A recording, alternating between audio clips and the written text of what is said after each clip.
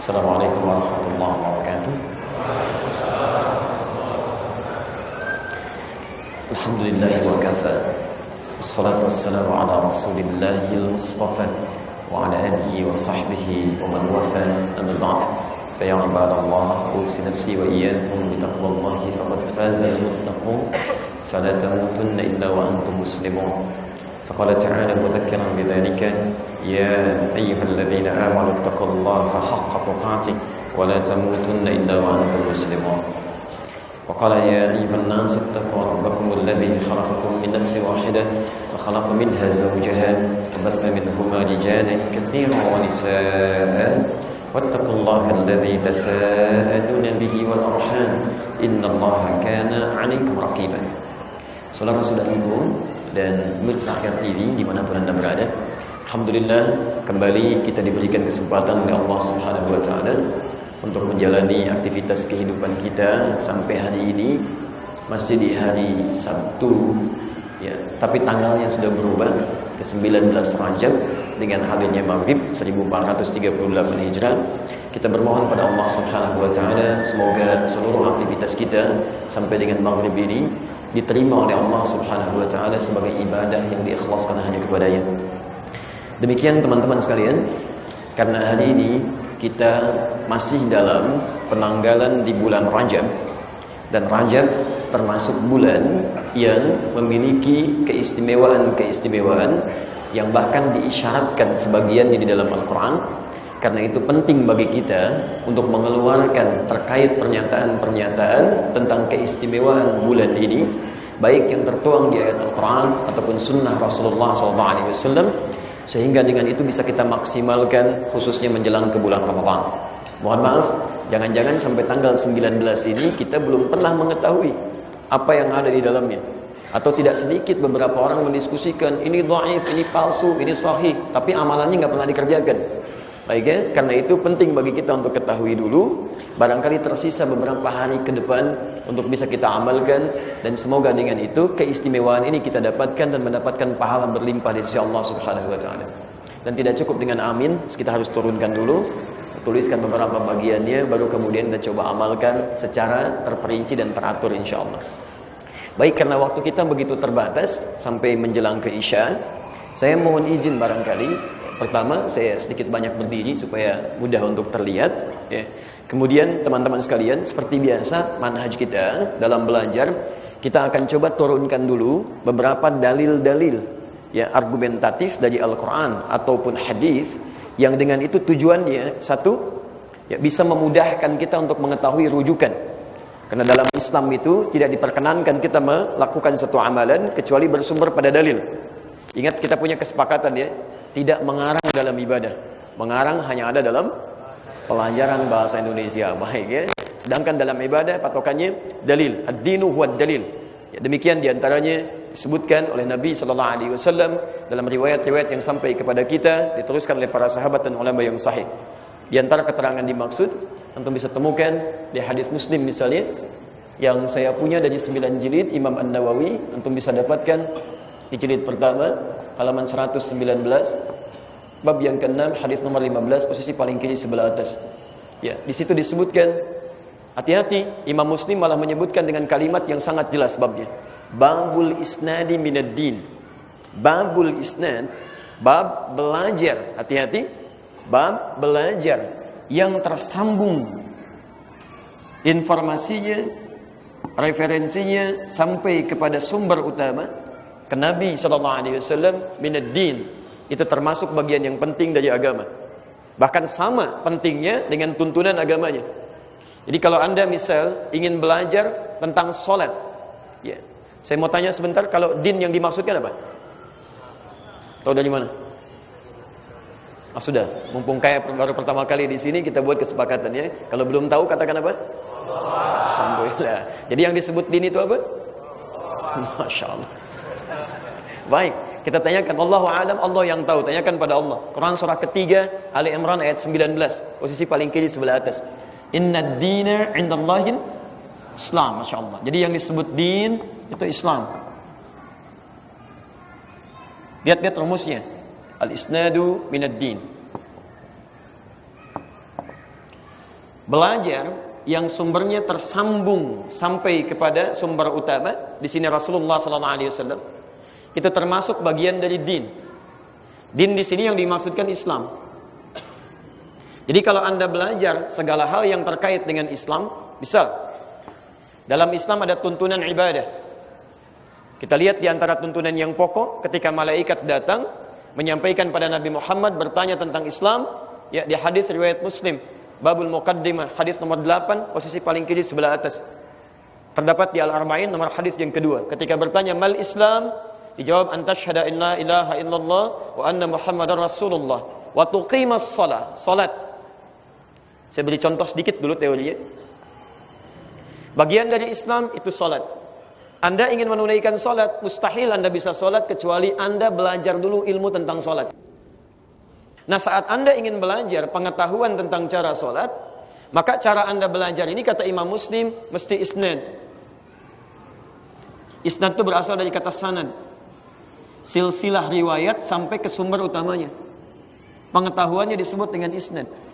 Jadi kalau Anda ingin belajar tentang salat, maka Anda harus belajar yang ilmunya tersambung sampai ke sumber utamanya, ke Nabi SAW. Jika Anda salat, tapi cara belajar salat Anda tidak sampai pengetahuannya kepada sumber utamanya, maka perhatikan. Mohon maaf, pelajaran yang keliru bisa menghasilkan cara praktek salat yang salah. Bahkan jangankan di masa sekarang, di masa Nabi SAW ada seorang sahabat namanya Khalad Az-Zuraiqi, tersebut di Sahih Al-Bukhari nomor hadis 751, 757, redaksi yang sama di hadis Muslim nomor hadis 397. Dia datang ke masjid Nabi, salat di samping Nabi, begitu selesai salam ke kanan dan ke kiri, datang kepada Nabi mengucapkan salam. Apa kata Nabi? Waalaikumsalam warahmatullah, irji' salli fa innaka lam tusalli. Silahkan kamu kembali salat karena Anda belum salat, padahal dia telah selesai salam. Ya, maka dia mengulang sampai 3 kali. Nabi menyebutkan kalimat yang sama sampai dia berkata, ya Rasulullah, ma uhsinu ghairah. Ya Rasulullah, saya enggak bisa lebih baik lagi daripada ini. Alimni, tolong ajarkan saya. Jadi orang ini hidup di zaman Nabi, sahabat Nabi, dekat dengan Nabi, salat di masjid Nabi, tapi mohon maaf, dia menunaikan salat tidak dengar sumber pengetahuan yang benar tersambung kepada Nabi. Kata Nabi, ulangi salatnya. Jadi kalau orang di zaman Nabi saja dekat dengan Nabi, salat di masjid Nabi, salatnya tidak seperti yang Nabi tuntunkan, diminta diulang salatnya, maka bagaimana dengan orang yang tidak hidup di masa Nabi, tidak salat di masjid Nabi, bukan di samping Nabi, dan tidak mau belajar tentang bagaimana cara salat yang benar. Ini yang bermasalah. Sahabat Nabi dekat dengan Nabi, hidup di zaman Nabi, salat di samping Nabi, di masjid Nabi, merasa salah, mesti mau belajar kepada Nabi. Anda bukan sahabat Nabi, kerabat Nabi juga bukan, tetangga Nabi juga bukan, salat bukan di masjid Nabi, ya merasa benar dengan salatnya. Dan yang paling menarik, belum terbuka kesempatan untuk mau belajar. Ya, Masya Allah, ustaznya datang sendiri, ya, nerangin sendiri, nulis sendiri, ngapus sendiri, direkam juga. Dengan semua itu mesti Anda belum tersentuh untuk belajar, maka dengan cara apa lagi harus difasilitasi? Nah, poinnya, saya agak cepat sedikit. Poinnya, ini memberikan kesan kepada kita bahwa jika kita ingin belajar apapun dalam agama, maka pastikan ada sumber landasan yang kuat yang membuat kita nyaman dalam menunaikan ibadah. Jadi jangan sampai kita beribadah tapi tidak punya landasan sehingga apa yang kita lakukan bisa sia-sia dalam, mohon maaf, dalam pandangan agama kita. Jelas di sini? Yang kedua, tujuan kita belajar dengan referensi ini supaya nanti saat ada orang mempersoalkan, kita bisa menjawab dengan alasan yang argumentatif. Paham? Baik. Kalau sudah mengerti, mari kita coba turunkan dulu dalilnya. Saya nanti coba tuliskan, dari situ baru kita buat bahasan untuk pertemuan kita di malam ini. Sepakat insyaallah? Baik. Saya tuliskan dulu ya. Saya datang sendiri, terangkan sendiri, tulis sendiri, saya hapus sendiri. Masya Allah. Baik. Bismillah. Teman-teman, antum mau saya tuliskan dengan yang bisa dihapus atau yang tidak bisa dihapus? Karena ada 2 jenis spidol di sini. Satu yang tidak bisa dihapus. Nah ini, yang kedua yang bisa dihapus. Baik. Kayaknya ini yang nggak bisa dihapus nih. Simpan dulu ya. Bismillah, saya turunkan dulu materi kita malam ini dan pemirsa dimanapun Anda berada terkait dengan keutamaan bulan Rajab. Ya. Bismillah. Maaf, bisa kelihatan insyaallah? Baik ya. Keutamaan bulan Rajab.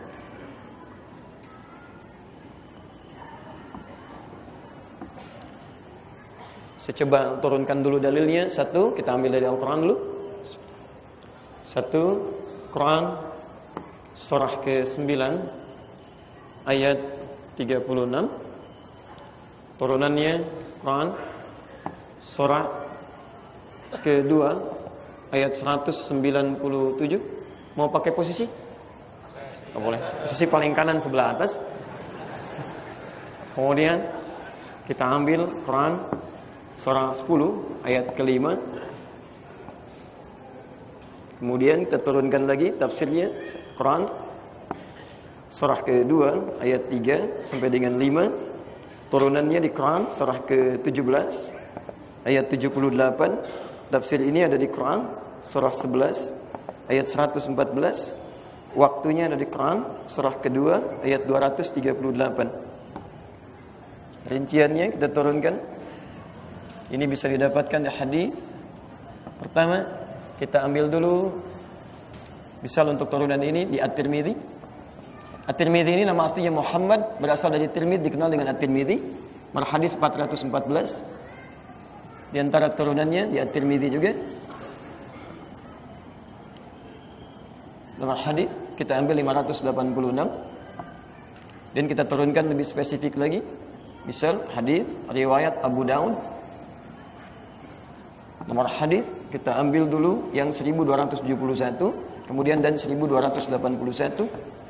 Kemudian turunan yang ini satu lagi dari Quran surah 17, 78 plus 79 sampai dengan 81. Turunan ini bisa ditemukan di hadis riwayat Muslim. Nomor hadis 749 dari Ibnu Umar radhiyallahu taala anhuma, juga di hadis riwayat Al-Bukhari. Nomor hadis 2008 sampai dengan 2012 dari Sayyidah Aisyah, posisi paling kanan sebelah bawah. Spesifik lagi hadis riwayat Al-Bukhari kembali dari Abu Bakrah radhiyallahu taala anhu, nomor hadis 3197. Redaksi yang sama ada di hadis riwayat Muslim dengan redaksi yang sama.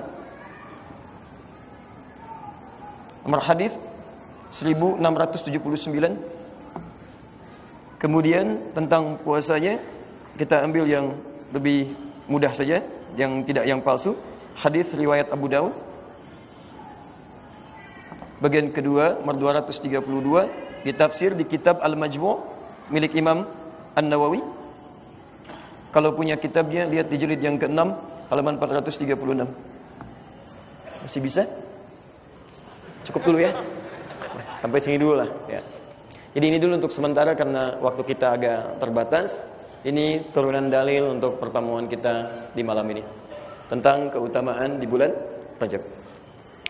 Saya mohon izin untuk melambatkan sedikit karena kita sudah masuk ke inti bahasan, dan mohon maaf bila tadi sedikit cepat untuk mempermudah gambaran pembahasan kita di malam ini. Baik teman-teman sekalian, kita mulai bahasan kita insyaallah, dan ini insyaallah tidak saya hapus untuk sementara waktu. Tapi kalau saya balik boleh ya, untuk memudahkan pembahasan kita. Pertama Quran surah 9 ayat 36. Kita lihat dulu Qurannya. Bismillahirrahmanirrahim. Lihat kalimatnya. Inna iddatash syuhuri 'indallahi 12 syahran fi kitabillah yauma khalaqas samawati wal ard minha arba'atun hurum. Awas hati-hati, minha arba'atun hurum. Dzalika ad-dinul qayyim fala tadhlimu fihinna anfusakum. Boleh saya putar sebentar? Baik, boleh saya hapus atau saya putar? Putar ya. Baik, bismillah.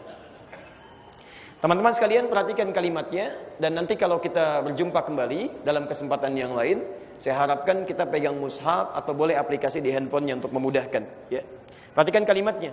Inna iddatash syuhur. Sungguh jumlah bilangan bulan itu dalam setahun. Perhatikan statement ini ya, karena Anda tidak akan temukan di kitab manapun yang dianggap sebagai kitab suci. Hanya dalam Quran. Hanya dalam Al-Quran. Inna iddatasy syuhur, sungguh jumlah bilangan bulan itu syuhur indallahi yang ditetapkan oleh Allah dalam setahun. Hati-hati. Isna asyara syahran fi kitabillah. Ada 12 bulan. Jadi Quran memberikan statement bahwa satu tahun, fokus, itu ada 12 bulan. Yauma khalaqas samawati wal ard, ketentuan ini telah ditetapkan oleh Allah sejak langit dan bumi diciptakan. Minha, dari 12 bulan itu, arba'atun hurum, ada 4 bulan yang diistimewakan langsung oleh Allah, disebut dengan bulan hurum. Saya turunkan 12 bulan ini, ada 4 bulan disebut dengan hurum. Fokus. Ketentuan bulan hurum ini, satu, awas hati-hati, dzalikad dinul qayyim,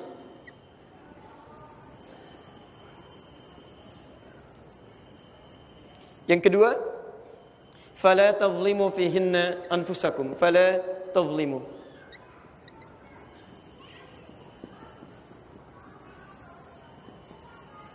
Sekarang perhatikan, kita mulai bahasan inti kita. Pertama, Allah memberikan statement dalam Al-Quran, 1 tahun, ada berapa bulan? 12 bulan.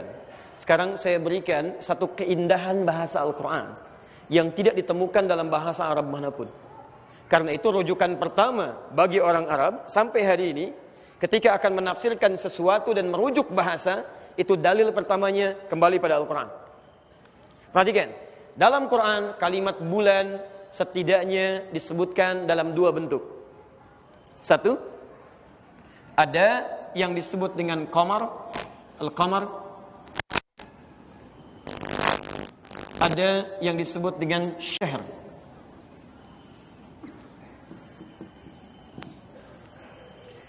Kalau disebutkan qamar, awas terjemahnya bisa sama, yang 1 bulan, yang lain juga bulan.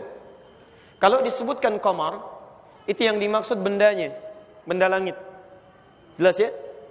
Saya ulang, yang dimaksud bendanya, benda langit, asteroid yang mengiringi bagian dari bumi.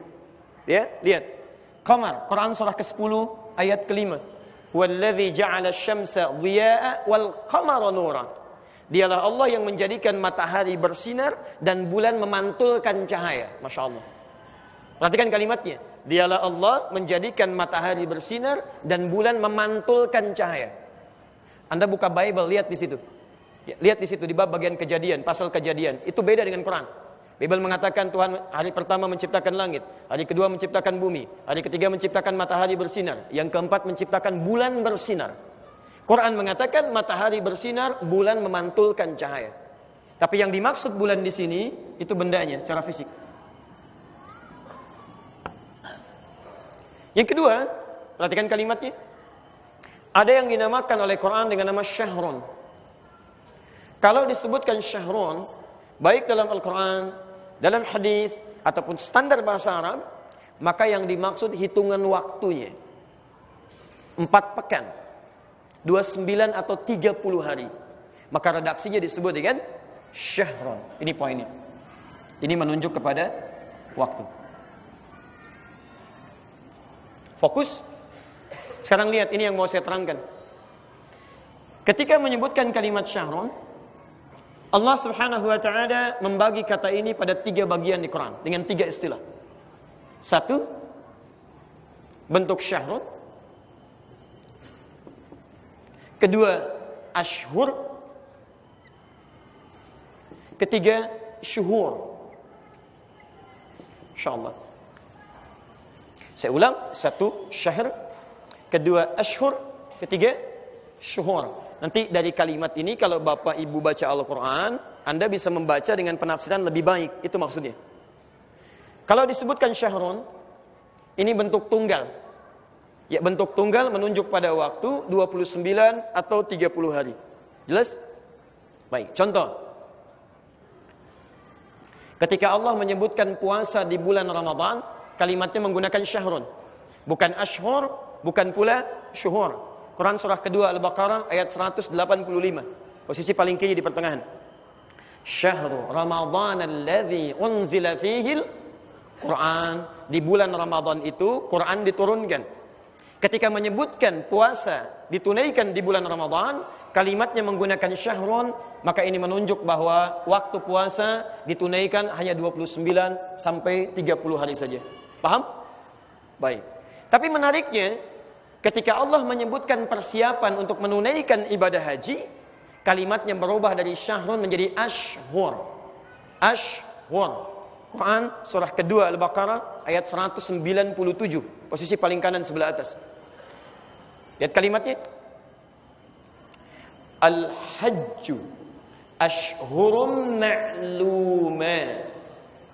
Al-hajju, persiapan menuju puncak haji itu. Perhatikan cara menerjemahkan ini. Persiapan menuju puncak haji itu. Kalau puncak haji tanggal berapa?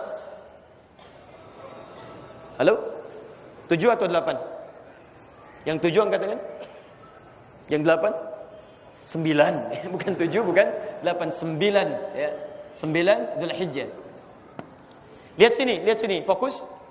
Puncak hajinya tanggal 9 Dzulhijjah, tapi persiapan menuju haji oleh Quran diungkapkan dengan kata ashhur. Ya. Ashhur itu jama' dari kata syahrun, tapi dalam bentuk bilangan yang masih bisa dihitung. Bisa 2 bulan, 3 bulan, itu ashhur. Anda masih muda menghitungnya. Kalau sebulan 30 hari, kalau 3 bulan berapa? 90 hari. Perhatikan, Allah menyampaikan, kalau Anda ingin menunaikan haji, maka siapkanlah diri Anda berangkat menuju tanah suci sejak beberapa bulan sebelum puncak haji itu tiba. Ashhur. Karena itu sejak zaman jahiliyah, orang-orang yang ingin berhaji, mereka mempersiapkan diri tidak berangkat di bulan Dzulhijjah menuju tanggal 9 ini, tapi memulainya lebih dini keberangkatan mereka, bahkan di bulan Syawal. Lihat kalimatnya, Syawal, Dzulqa'dah, Dzulhijjah. Syawal bulan ke-10, Dzulqa'dah bulan ke-11, Dzulhijjah bulan ke-12. Haji ditunaikan tanggal 9 di bulan ke-12, tapi mereka berangkat kemudian sebelumnya di bulan-bulan sebelum ke bulan Dzulhijjah, bahkan 10 bulan Syawal, 2 bulan sebelumnya. Perhatikan, ini yang paling indah yang ingin saya sampaikan. Ketika Allah menyampaikan kata ashhur, seakan-akan ingin memberikan gambaran bahwa puncak ibadah haji, sekalipun ditunaikan pada tanggal ke-9 Dzulhijjah, di hari Arafah itu, tapi jangan sampai terjadi orang datang berdesak-desakan di satu waktu yang sama, sulit untuk diatasi. Maka diberikan solusi oleh Al-Quran dari sejak kebiasaan dulu. Silakan persiapkan diri Anda, datang lebih awal dan siapkan menuju puncak haji di tanggal 9 Dzulhijjah. Karena itu sampai hari ini, kalau Anda tidak percaya silakan. Mukjizat Al-Quran ini sampai diterapkan sampai dengan detik ini. Silakan perhatikan, kalau Anda menunaikan ibadah haji, berangkat di bulan apa duluan?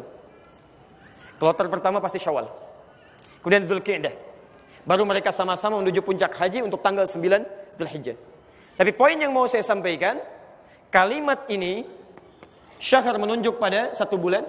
Ketika dijamakkan dengan menggunakan kata ashhur, Quran ingin menekankan makna jamak tapi dalam bentuk yang sifatnya tidak banyak. 2 sampai 3 bulan saja. 2 sampai 3 bulan. Apa kaitan dengan bulan Rajab? Nah, ini inti pembahasan yang mengantarkan pada materi kita saat ini. Ketika menyebutkan masuk ke bulan Rajab dengan bulan-bulan yang lainnya sampai dengan 12 bulan, maka jamaknya oleh Al-Quran dirubah bentuknya dari kata ashhur menjadi syuhur. Ini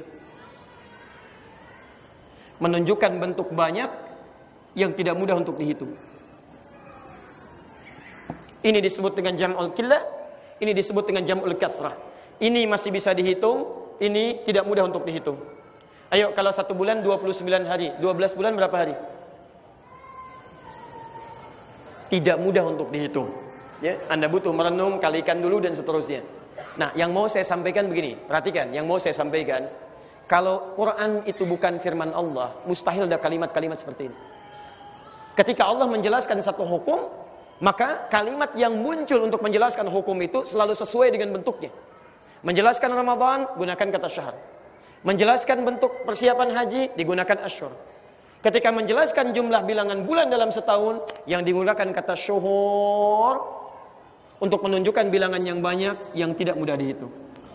Nah, 1 tahun ada 12 bulan. Kalimatnya dalam 12 bulan ini tidak menggunakan kata asyhur, tidak menggunakan kata syahr, tapi menggunakan kata syuhur. Inna iddatash syuhur. Ini poinnya. Jadi maksud saya ingin menjelaskan bahwa di Quran surah ke-9 At-Taubah ini, ayat ke-36, Allah menggunakan kata syuhur, ingin melukiskan kesan bahwa selain menunjuk pada 1 tahun ada 12 bulan, juga ingin menekankan bahwa Quran itu semua katanya mukjizat. Dipilih kalimat-kalimat berdasarkan konteks yang ingin dijelaskan. Paham sampai sini?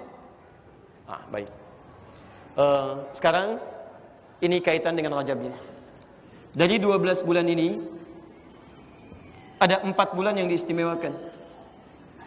Minha arba'atun hurum. Dari 12 bulan ini selama setahun ada 4 bulan kata Al-Quran yang disebut dengan bulan hurum. Sekarang rincian kita bahas dulu. 1, apa saja 4 bulan ini? Yang kedua, apa yang disebut bulan hurum ini? Yang ketiga kemudian, apa konsekuensinya kalau kita masuk ke bulan hurum? Ya. Dan yang terakhir, apa amalan-amalan yang terkait dengan konsekuensi itu? Jadi pertama kita terangkan apa itu 4 bulan ini. 1. Yang kedua, kenapa disebut dengan bulan hurum? Apa maksudnya? Yang ketiga, apa konsekuensinya? Dan yang keempat, apa amalannya? Dan ini 4 poin ini jadi inti pembahasan kita insyaallah di malam ini. Jadi kita belum mulai, baru mukaddimah. Sekarang baru mulai inti materinya. Baik. Saya mohon maaf, sampai jam berapa kita? Oh, baik. Ya. Isya berapa menit lagi? Baik, 4 menit lagi menuju Isya. Saya antarkan dulu 4 bulan ini ditafsir kemudian di hadis riwayat Al-Bukhari. Nomor hadis 3197. Dari Abu Bakrah radhiyallahu taala anhu. Saya bacakan hadisnya, kemudian kita berhenti sejenak di sini. Qala Rasulullah sallallahu alaihi wasallam. Saya langsung ke ujungnya saja. As-sanatu 12 syahran. 1 tahun itu ada 12 bulan. Minha arba'atul hurum. Dari 12 bulan itu ada 4 bulan hurum. Perhatikan, 3 mutawaliyah, 3 bulan berurutan. 1 Dzulqa'dah, bulan ke-11. Ingat bukan Dzulqa'dah ya, tapi Dzulqa'dah. 2 Dzulhijjah, bulan ke-12. 3 Al-Muharram, bulan pertama. Dan yang keempat Rajabun Mudhar, ma baina Jumada wa Sya'ban, yaitu bulan Rajab yang terletak antara bulan Jumada yang ke-6 dengan Sya'ban yang ke-8. Saya ulangi, 4 bulan ini kata Nabi SAW, 1 Dzulqa'dah, 2 Dzulhijjah, 3 Al-Muharram, dan yang keempat bulan Rajab. Nah sekarang saya mau tanya, sekarang kita ada di bulan apa? Rajab. Berarti sekarang kita sudah masuk di antara 1 di antara 4 bulan yang disebut dengan bulan hurum ini. Di pembahasan pertama sudah kita uraikan, 1 Dzulqa'dah, 2 Dzulhijjah, 3 Al-Muharram, 4 Rajab. Di sini kita temukan inti bahasan kita. Nah, kalau sudah masuk ke 1 di antara 4 bulan ini, maka hukum bulan ini disebut oleh Al-Quran dengan bulan hurum yang punya ketentuan khusus, beda dengan bulan-bulan yang lainnya. Dan konsekuensinya pun tidak biasa. Anda salah dalam mengerjakan sikap di bulan ini, maka konsekuensinya bisa 2 kali lipat dari bulan-bulan biasa. Apa yang disebut bulan hurum? Apa maknanya? Apa kaitannya dengan kehidupan kita sekarang? Nanti kita akan bahas insyaallah setelah menunaikan salat Isya berjamaah. Subhanakallahumma bihamdika asyhadu an la ilaha illa anta astaghfiruka wa atubu ilaik. Wa akhiru da'wana alhamdulillahi rabbil alamin. Al'afwu minkum. Assalamualaikum warahmatullahi wabarakatuh.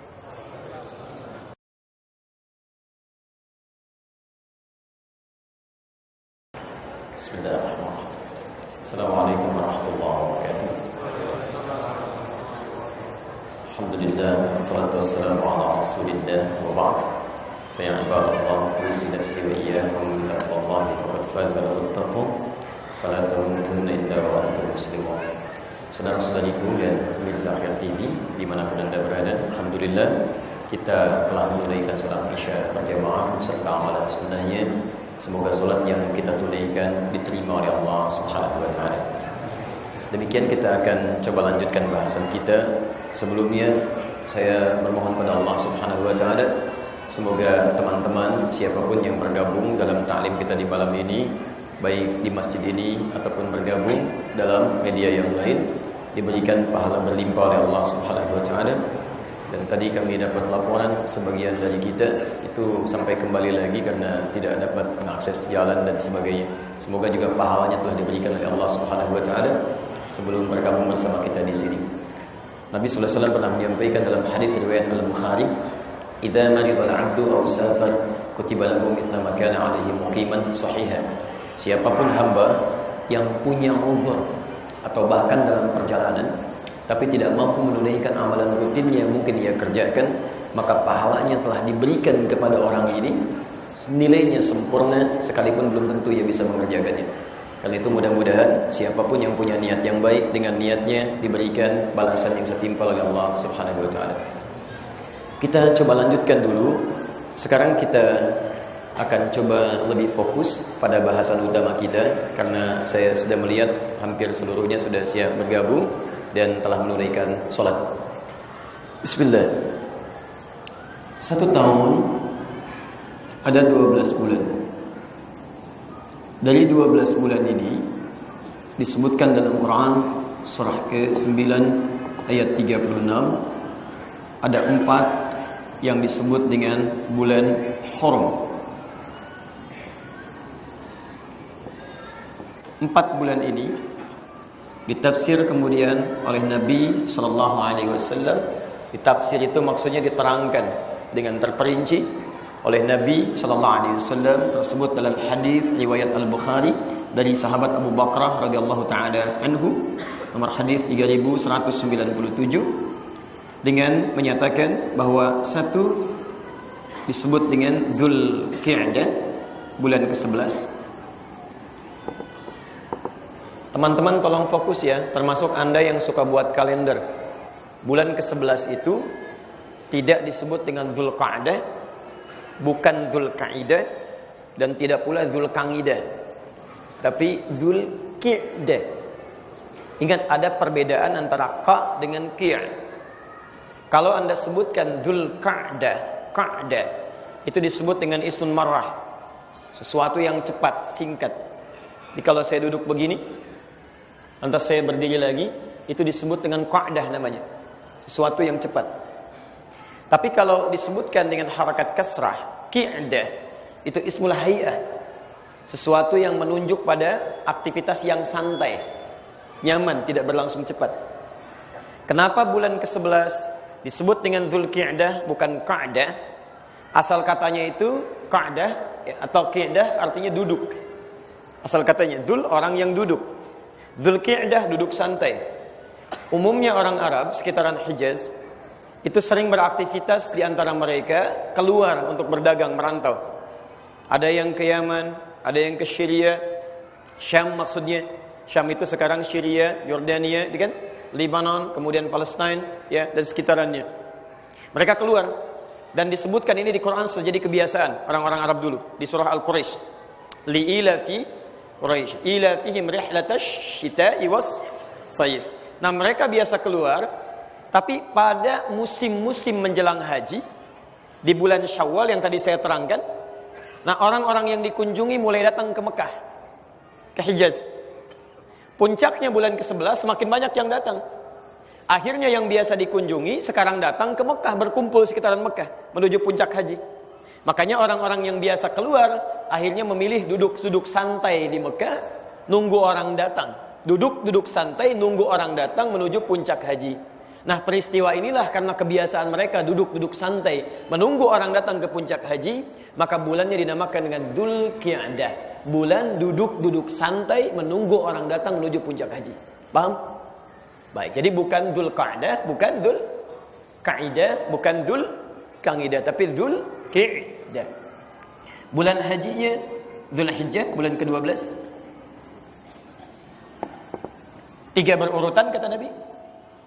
Kemudian yang ketiganya bulan pertama disebut apa? Bukan Muharram, ingat, Al-Muharram. Al-Muharram. Nanti kita terangkan dalam kesempatan lain supaya tidak terlampau luas.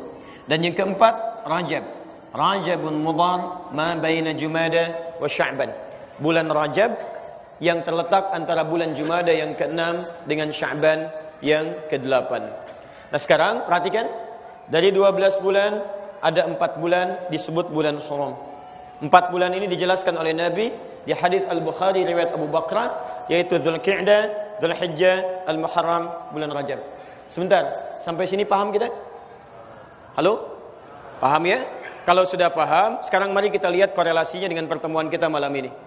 Dari 4 bulan ini, di antara bulan yang disebutkan, sekarang kita berada di dalamnya, yaitu bulan Rajab. Nah, ini maksud saya, karena ketemu pembahasannya bulan Rajab, maka kita naikkan sekarang ke atas.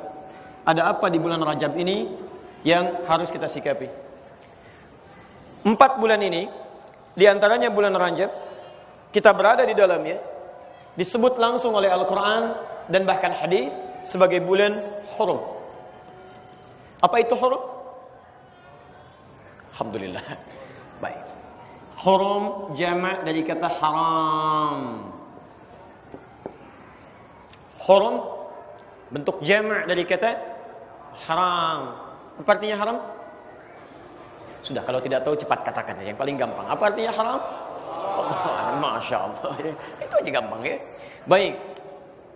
Hurum jamak dari kata haram. Haram singkatnya segala yang dilarang. Hal yang harus ditinggalkan. Hal yang harus ditanggalkan. Segala hal yang dilarang, ditinggalkan, ditanggalkan, tidak boleh dilakukan, maka kalimat sederhananya dalam bahasa agama, bahasa syariat disebut dengan haram. Jamaknya disebut dengan haram. 4 bulan ini, baik Dzulqa'dah, Dzulhijjah, Al-Muharram, Rajab, langsung disebut dengan bulan haram. Jamak dari kata haram, kata para ulama, tidak ada tafsiran berbeda di sini. Tidak ada perbedaan pendapat. Kata para ulama, seakan-akan penyebutan ini memberikan kesan kepada kita bahwa bulan-bulan ini diistimewakan oleh Allah, di antaranya dengan hadirnya penegasan dari Allah Subhanahu wa taala agar kita mulai meninggalkan segala hal yang dilarang oleh Allah Subhanahu wa taala. Saya ulang. Kenapa bulan ini disebut dengan bulan-bulan haram? Jamak dari kata haram, seakan-akan ada isyarat di dalamnya bahwa di bulan ini kita ditegaskan, diminta langsung oleh Allah Subhanahu wa taala mulai mengevaluasi diri untuk meninggalkan segala yang diharamkan oleh Allah Subhanahu wa taala. Ya. 1, bulan evaluasi. Itu poin pertama.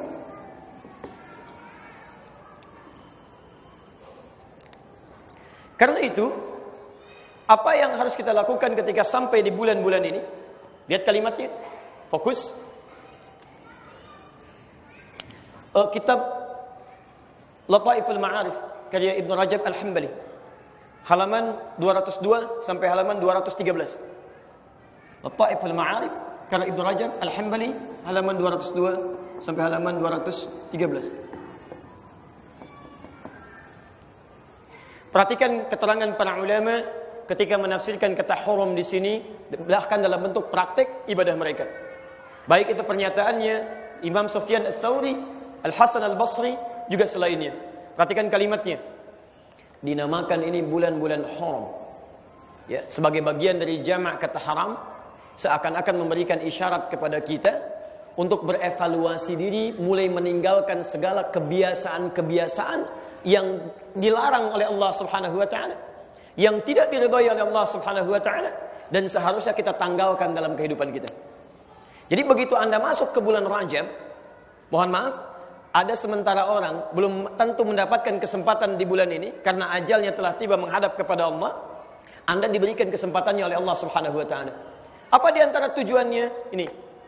Barangkali diberikan kesempatan ini kepada kita, 1, supaya kita mulai bisa mengevaluasi keadaan diri kita, kebiasaan apa yang telah kita lakukan selama ini yang masuk dalam kategori ini. Hal-hal yang dilarang oleh Allah Subhanahu wa taala. Hal-hal yang seharusnya ditinggalkan oleh kita semua. Hal-hal yang seharusnya tidak kita kerjakan. Jadi begitu masuk ke bulan Rajab, semua ini, maaf, dihadirkan kepada kita salah satunya untuk mengevaluasi kebiasaan-kebiasaan buruk yang tidak diperkenankan oleh syariat. Yuk kita mulai. Teruskan. Dzalikad dinul qayyim. Fokus. Dzalikad dinul qayyim.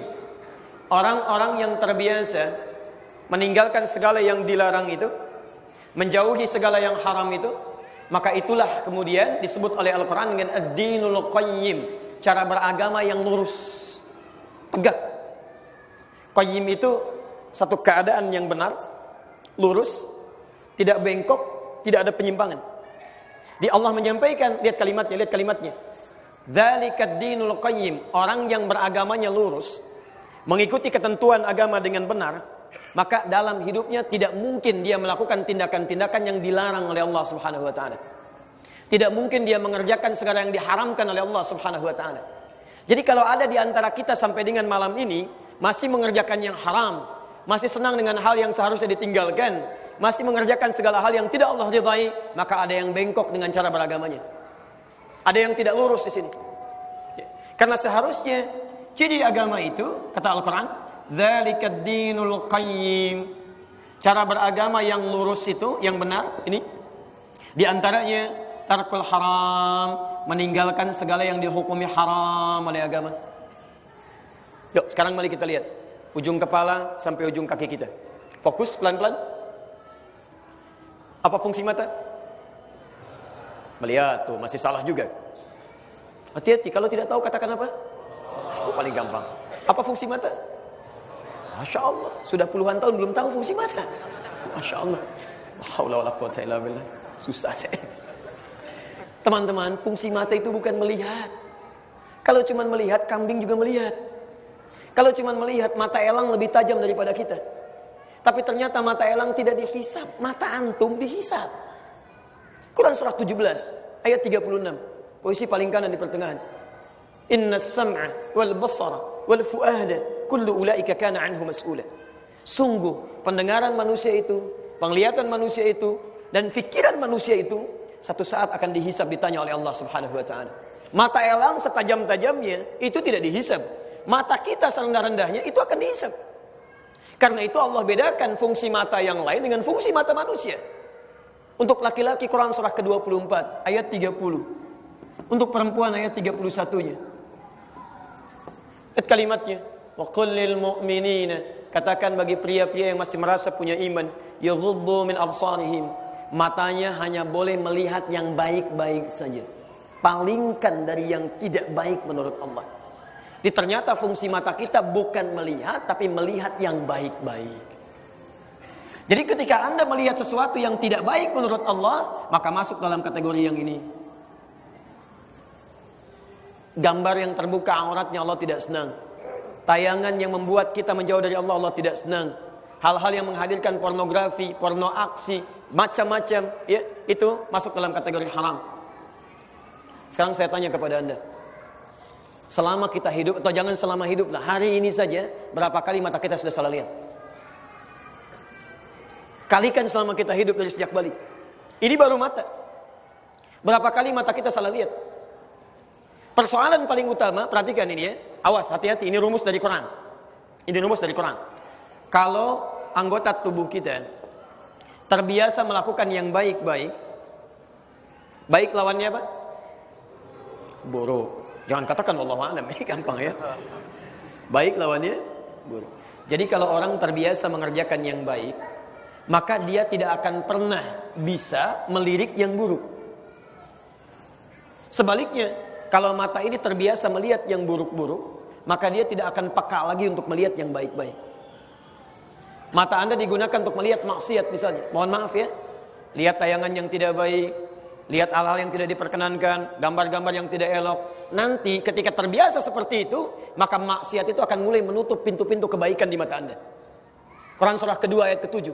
Khatamallahu ala qulubihim wa ala absarihim gishawah. Karena terbiasa melihat yang buruk ini, makanya mohon maaf, melihat mushaf sudah nggak nyaman lagi. Dipakai melihat masjid sudah nggak ada sentuhan. Lihat orang ke masjid tidak ada getaran. Kenapa? Karena terbiasa digunakan melihat yang buruk. Anda tolong cek ya, pulang dari sini coba Anda renungkan. Dalam sehari lebih banyak mana melihat yang baik-baik atau melihat yang tidak diperkenankan? Kalau Anda terbiasa melihat sesuatu yang baik-baik, misalnya senang lihat orang ke masjid, senang lihat orang taklim, ini menunjukkan bahwa mata kita tidak bermasalah. Tapi kalau Anda melihat orang sholat sudah nggak enak, lihat orang mengaji sudah tidak tenang, lihat orang menggunakan pakaian syar'i, Anda malah sinis misalnya, ada yang salah dalam penglihatan mata kita. Ini mungkin kebanyakan menggunakan yang haram. Apa fungsi lisan kita? Bicara yang baik-baik. Udah mulai gampang ya. Sudah nyambung malam ini. Tapi teman-teman, apa dalilnya? Oh, wallahu a'lam. Itulah paling gampang.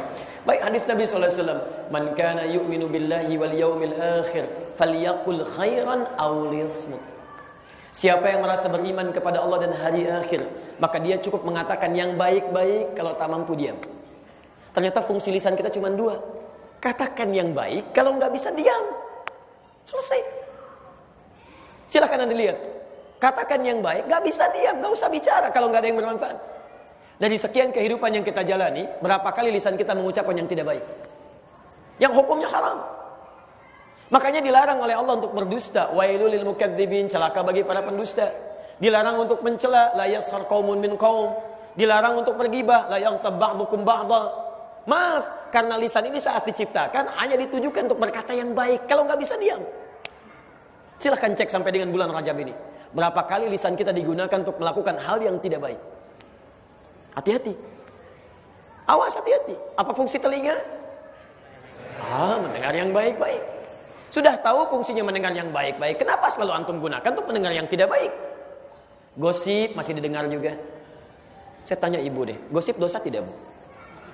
Udah tahu dosa, kenapa dinikmati juga? Hati-hati tuh. Mohon izin Bu ya, kenapa saya tanya ibu? Awas, hati-hati. Karena kecenderungan untuk mendengarkan sesuatu dan berbicara itu ada pada perempuan, tidak pada laki-laki. Saya sebentar ya, saya lompat sedikit saja dulu. Boleh? Oh, jangan nanti saya keluar dari sini gitu ya. Pembahasannya dulu sebentar. Lihat sini. Ada beda nama laki-laki dengan perempuan di dalam bahasa Arab, termasuk di Quran. Perempuan itu kalau sendirian itu disebut dengan mar'ah. Mar'ah. Tapi kalau banyakan dia berubah menjadi nisa. Apa artinya mar'ah? Mar'ah itu seakar dengan kata muru'ah asalnya. Yang punya setidaknya 3 arti. Pertama, cenderung senang dengan keindahan, sesuatu yang tampil indah. Makanya kalau antum misalnya, mohon maaf, lihat istri atau anak perempuan senang dengan keindahan, nyaman, itu normal. Ya, beda kecenderungannya. Anda keluar laki-laki pakai pakaian, sebagian gak kesetrika, jalan aja. Kelihatan istri Anda, ganti. Normal. Ya, antum bangun dari tempat tidur, biasa saja. Tapi perempuan tidak, dia lihat, dia bereskan, dirapikan, indah, itu normal. Ini. Kedua, senang dengan tampil terhormat. Ya, tampil terhormat. Jadi selalu ingin menyeimbangkan dengan yang lainnya. Dan yang ketiga, ini yang paling antum harus catat. Kata muru'ah juga bisa berarti, mohon maaf, punya nilai sensitivitas yang lebih. Beda, ya. Makanya sering diilustrasikan, ya, mohon maaf, dalam bahasa Arab ada peribahasa mengatakan al-mar'atu kal mir'ah. Tulisannya sama. Mar'ah kal mir'ah. Tulisannya sama, cuma harakatnya beda. Ini mar'ah, ini mir'ah. Perempuan itu layaknya seperti cermin sifatnya. Cermin. Dia senang dengan tampil keindahan. Makanya silahkan periksa. Mau berangkat, pakai cermin dulu, lihat. Kadang nanya sama antum, "Pah, yang bagus mana ya? Hijau atau merah?" Masya Allah. Kata antum hijau mah, kayaknya merah. Ya, Masya Allah. Padahal nanya, tapi pakai beda. Masih mending kalau pakai merah, begitu keluar kuning, Pak. Ini nih. Ya, baik. Belum cukup tuh, turun dari mobil, spion lihat lagi, masuk masjid ada kaca, lihat lagi, itu normal. Normal, senang dengan tampil keindahan, terhormat. Tapi ingat, dia punya sensitivitas yang sama dengan cermin, mirip-mirip. Kalau ada cermin, saya lempar sampai dia pecah. Kemudian saya gabungkan lagi, bisa nggak digunakan untuk bercermin lagi? Jangan salah, bisa. Tapi dia tidak bisa memantulkan bayangan yang sempurna. Persis seperti perempuan, kalau dia terlukai, dia bisa cepat memaafkan, tapi sulit melupakan apa yang telah dialami. Ada poin. Saya nggak tahu itu mungkin Anda, tapi ini dari bahasa Arab begitu. Ya, Anda hidup berumah tangga 15 tahun nggak ada masalah. Begitu ada satu persoalan, rekening listrik bermasalah 15 tahun yang lalu, itu diingat kembali. Papa memang dulu begitu, begini, rinci Pak, demi Allah saya katakan. Tenang Bu ya. Tenang. Nanti ada bahasan untuk laki-laki, tenang aja, itu tunggu. Tapi yang mau saya sampaikan, ini poin, apa kaitan dengan pendengaran, dengan penglihatan, dengan pembicaraan? Nih, Nisa. Apa artinya Nisa, Bu? Sudah salah. Kalau tidak tahu katakan. Apa artinya Nisa? Oh, Masya Allah. Ini Nisa itu bukan perempuan. Nisa itu perempuan-perempuan. Jadi banyak. Ini sendirian, ini banyak. Sampai ada surah An-Nisa. Surah keempat ayat 34 itu. Baik, intinya ayat 34. Lihat. Kenapa disebut dengan Nisa? Karena ini asalnya seakar dari kata nasa. Yang mudah mengeluarkan apa yang dirasakan. Mudah cerita. Dan mudah tersentuh. Seakan-akan ingin memberikan gambaran. Mohon maaf ini Bu ya. Perempuan itu sependiam apapun kalau sendirian. Itu kalau sudah kumpul dengan teman-temannya bisa cerita.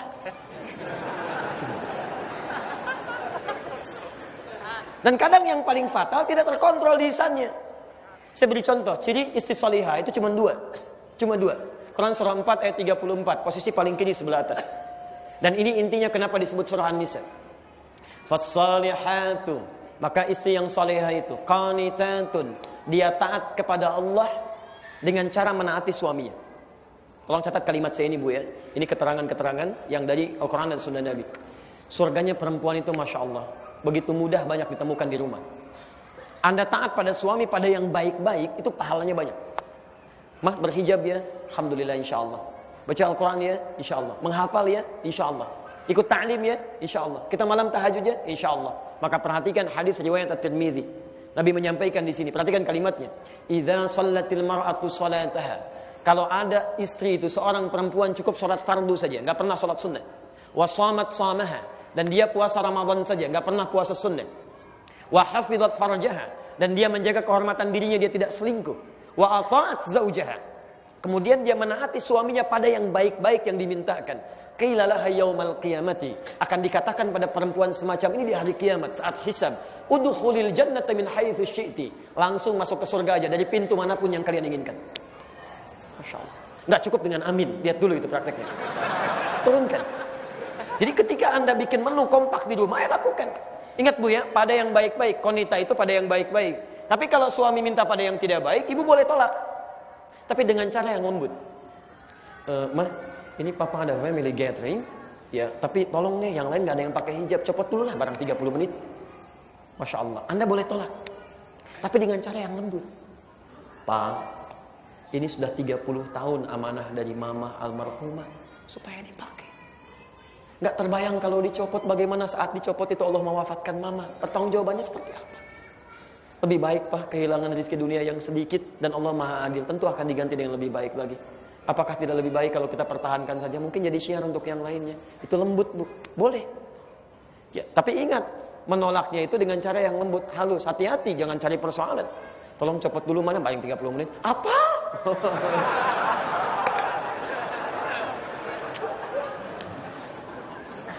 Teman-teman, apa kaitannya dengan bahasan kita? Lihat, yang keduanya, hafizatun lil ghaibi bima hafizallah. Dan dia mampu menjaga nama baik suaminya, terlebih ketika tidak sedang bersamanya. Ini poinnya. Bima hafizallah, yang sudah Allah jaga. Awas, hati-hati ya. Allah menyampaikan di sini, aib rumah tangga itu kata Allah akan dijaga selama Anda tidak buka. Sampai kiamat tidak akan diungkap. Jadi kalau terjadi kejadian di malam hari, kata Nabi, siangnya jangan menyebar. Seperti terjadi kejadian di siang hari, malam selesai. Jadi kalau aib rumah tangga Anda menyebar keluar, Anda jangan salahkan yang menyebarkan. Anda yang keliru. Allah sudah jaga, kenapa Anda buka? Itu poinnya. Tapi kenapa ini ditekankan di surah An-Nisa, dikhususkan pada perempuan? Padahal menjaga nama baik keluarga juga bagian dari tanggung jawab laki-laki. Karena umumnya perempuan punya sifat yang tidak dimiliki laki-laki ini. Memang judulnya taklim, ketemuan. Masya Allah. Waktu apa kabar? Alhamdulillah baik, Mas, sehat. Sehat, keluarga baik. Suami bagaimana? Di situ masalahnya.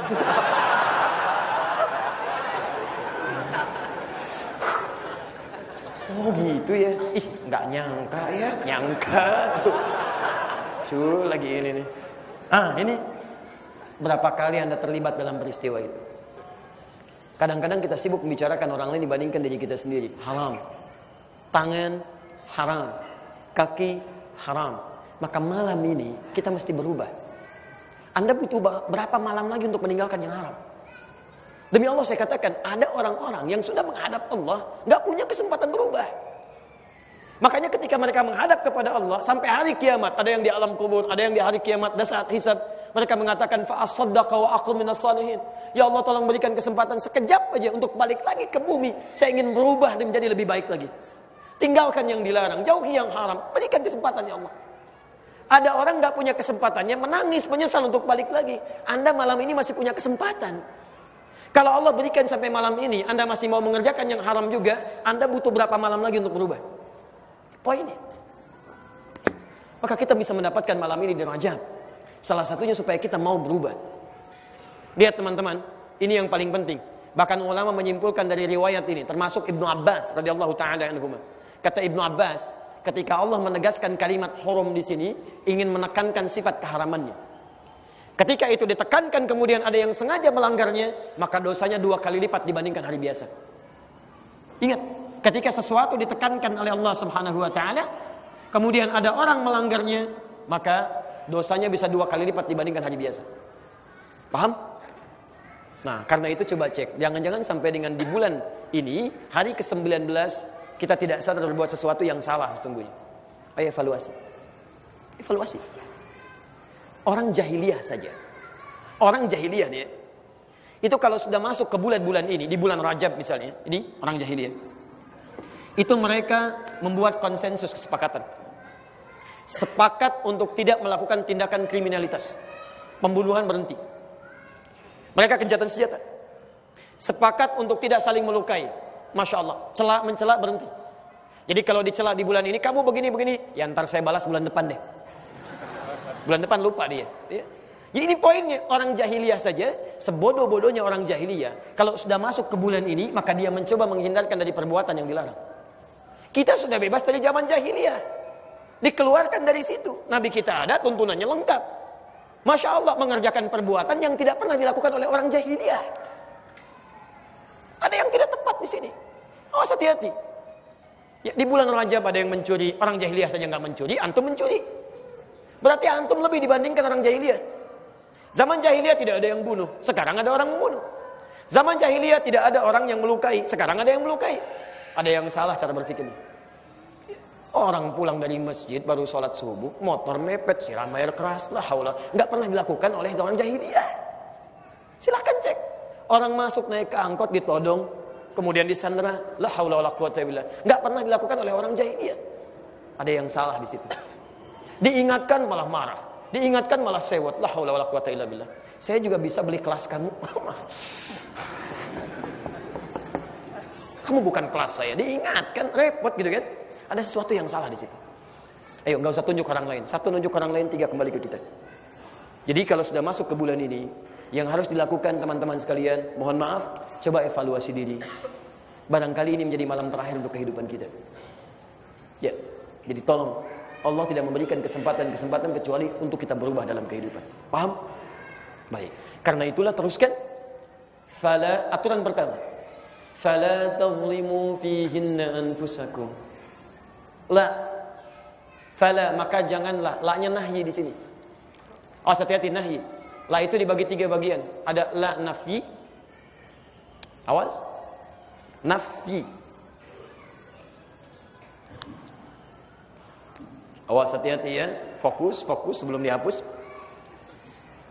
La dibagi 3 di sini. 1 nafi. Kedua, naqsi. Ketiga, nahi.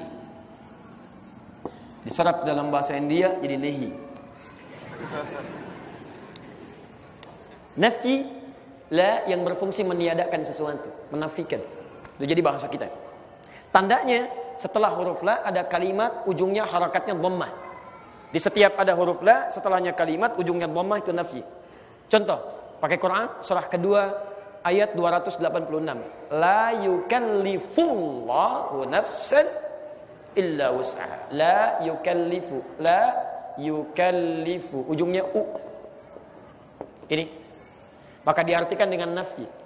Allah tidak akan memberikan ujian beban pada seseorang di luar batas kemampuannya. Tidak. Terjemahkan dengan tidak. Nafi. Jelas? Setiap Anda baca Al-Quran adalah ujungnya kemudian kalimatnya u, terjemahkan dengan tidak atau tidaklah. Naqsi, menunjukkan sesuatu yang kurang. Alhamdulillah. Sesuatu yang kurang. Cirinya setelah la, harakat kalimatnya itu a, fathah. Fathah. Misal, pernah dengar kalimat ini? La salata liman lam yaqra bi Fatihatil Kitab. La salata. Sering diartikan tidak ada solat bagi orang yang tidak membaca Ummul Kitab Al-Fatihah. Yang dimaksudkan kalau Anda solat di belakang makmum, di belakang imam, Anda jadi makmum, kemudian Anda punya peluang baca Al-Fatihah, Anda tidak baca, maka la-nya di sini berfungsi sebagai naqsi. La salata, naqsi, berkurang pahala solatnya. Padahal Anda punya kesempatan baca. Tapi kalau Anda solat sendirian, sengaja tidak baca Al-Fatihah, itu batal salatnya. Karena sifatnya rukun. Tapi kalau Anda bermakmum misalnya, Anda tinggalkan bacaannya, mengikuti saja bacaan imam, maka di sini fungsinya naqsi, berkurang. Sama dengan begini. Antum suka mengaji Riyadhus Shalihin? Halo? Katakan, kalau tidak tahu katakan. Baik. Karangan siapa? Wallahu a'lam, masyaallah. Tidak ada pengarang namanya wallahu a'lam. Imam An-Nawawi jumlahnya 1896 hadis. Ya, Masya Allah. Buka bab pertama, hadis nomor 4 sampai dengan 5, posisi paling kiri sebelah atas. Lihat teman-teman. La hijrata ba'dal fathi. La hijrata. Ayo mesti berubah ya. Antum tanya Quran, wallahu a'lam. Tanya hadis, wallahu a'lam. Antum maunya apa sebetulnya? Di sini, la hijrata ba'dal fathi. Tidak ada hijrah lagi setelah fatah. Ya, fatah. Fatah di sini maksudnya dibuka menjadi baik. Fathu Makkah. Makkah tadinya terisolir, susah berbuat baik. Mau ke Ka'bah banyak berhala dan sebagainya. Mau dakwah susah. Dibuka oleh Allah Subhanahu wa taala. Ya, berhalanya hancur semua, keburukan keluar jadi baik. Kalau hukum tempat sudah jadi baik, maka lihat kalimatnya kata Nabi, la hijrata, jangan hijrah lagi. Jangan pindah, jangan keluar dari Makkah. Bukan dilarang keluar. Kalau Anda keluar nanti takutnya berkurang lagi kebaikan-kebaikan yang sudah didapatkan. Contoh, kalau di Masjidil Haram sekali sholat pahalanya berapa? 100.000, Masya Allah. Kalau di Masjid Trans Studio 1. Misal gitu kan? Anda tinggal di Mekah, setiap kali sholat 100.000. Pindah ke Bogor misal, jadi 1. Maka ketika Anda pindah dari sini, maka pahala bisa berkurang. Termasuk kebiasaan baik bisa berkurang. Ini dikiaskan, mohon maaf ya. Lebih luas lagi maknanya. Mohon maaf, kalau Anda sudah punya tempat misalnya, tempat tinggal yang mendekatkan diri Anda dengan Allah, dekat ke masjid, dekat dengan ta'lim, Anda bekerja mudah ke masjidnya, mudah mendapatkan teman yang baik. Kalau sudah seperti itu jangan hijrah. Jangan cari tempat lain. Sebab ketika Anda pindah ke tempat lain, nanti, maaf, berkurang lagi kebiasaan kita yang sudah mendapatkan kebaikan-kebaikan tadi. Itu naqs. Tapi yang ini nahi. Bentuknya langsung larangan. Yang kalau dilanggar dosa. Yang ini belum tentu. Dosa belum tentu ada tapi berkurang nilainya. Yang ini belum tentu berdosa tapi menjadi pesimis dalam kehidupan. Tapi yang ini sudah pasti dosa. Al-aslu fil nahyi yadullu 'ala al-harami. Asal dari nahi itu menunjukkan pada yang haram, yang dilarang. Hatta yadullu dalilu 'ala khilafi, sampai datang dalil untuk yang berbeda dengannya.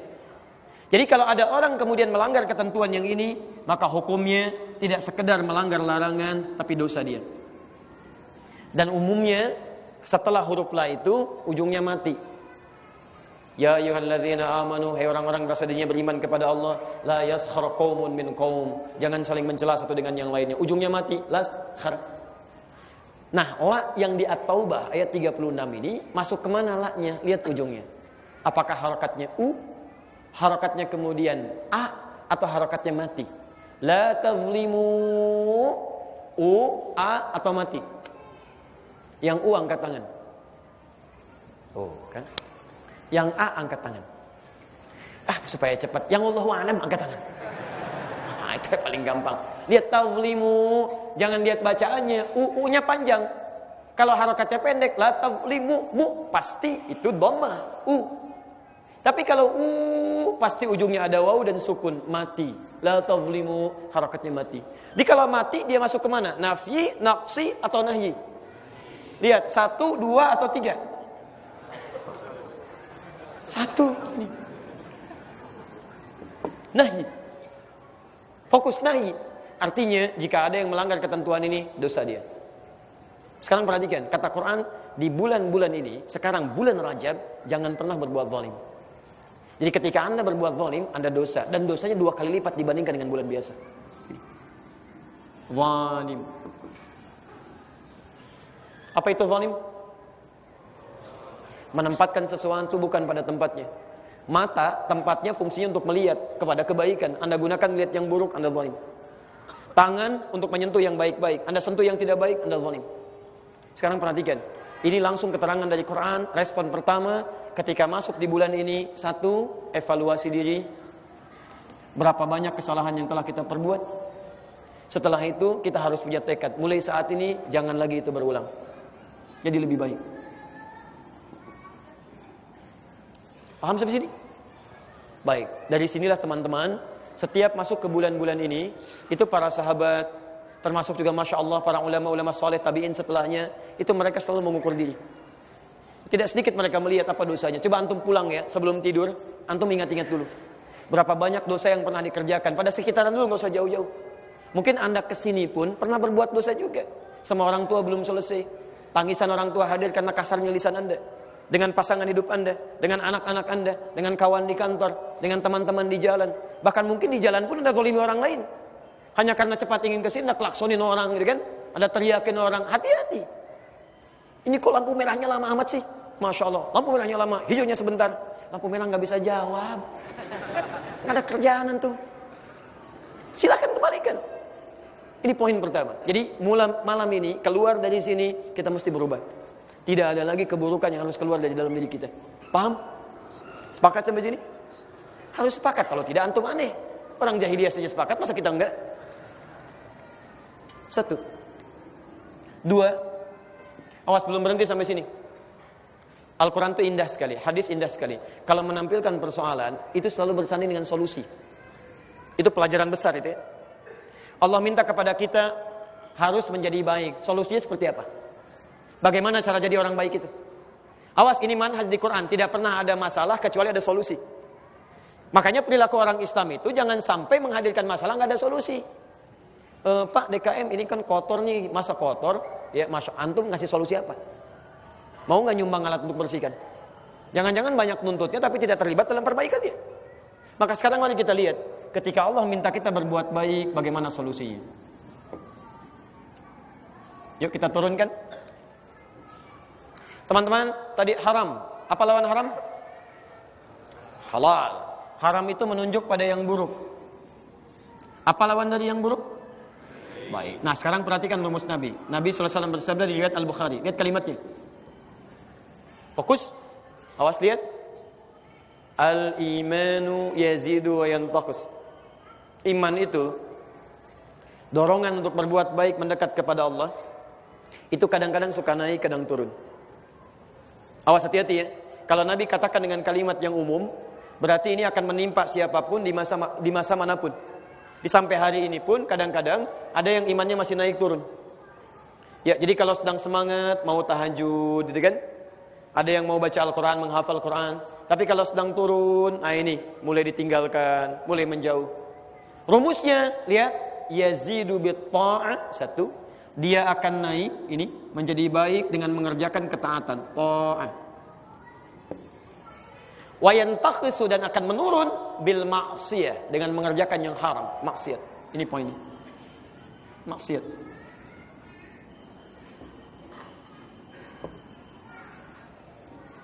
Jelas rumusnya. Awas, hati-hati, jelas rumusnya.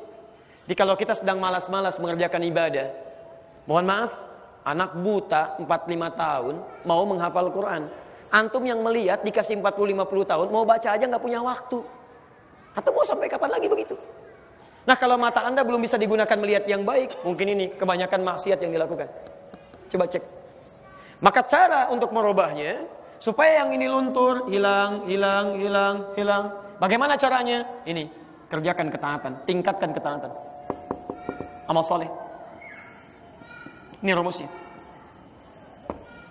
Karena itu ketika Anda ingin mengoreksi diri di bulan Rajab, berevaluasi diri supaya hilang yang haram-haramnya, yang tidak baiknya, yang jelek-jeleknya, maka cara pertamanya kata Nabi, tingkatkan ini, amal soleh kepada Allah Subhanahu wa taala. Kalau ini sudah mulai meningkat, maka Masya Allah. Kalau tidak percaya silahkan ya, demi Allah saya katakan. Anda yang punya kosakata misalnya yang kurang baik, sikap kurang baik, sekarang tingkatkan amal soleh. Mulai rajin ke masjid, mulai baca Al-Quran, mulai tunaikan salat-salat sunnah. Demi Allah saya katakan, akan terjadi perubahan pada sifat dan sikap kita. Akan terjadi perubahan itu. Mustahil tidak berubah, itu mustahil. Anda yang tadinya senang kumpul-kumpul dengan hal yang tidak jelas, agenda yang tidak bermanfaat, sekarang Anda mulai ikut ta'lim, demi Allah saya katakan, lihat, pasti terjadi perubahan pada diri Anda. Pasti itu. Ya. Kalau tidak berubah, ada yang salah dengan cara dia berubahnya. Poinnya. Paham sampai sini? Halo? Kalau paham saya naikkan lagi. Nah, sekarang lihat. Kerjakan amal soleh. Naikkan lagi. Apa amal solehnya ya Allah? Kan banyak amal soleh yang bisa kita lakukan. Apa amal solehnya? Maka kita turunkan, dan menu inilah yang coba kita maksimalkan di bulan ini. Tersisa kurang lebih ada 10-11 hari ke depan. Menu ini yang kita keluarkan, lalu kita turunkan mulai malam ini sampai dengan besok dan seterusnya, itu yang kita praktekkan. Yuk kita lihat. Saya ulang.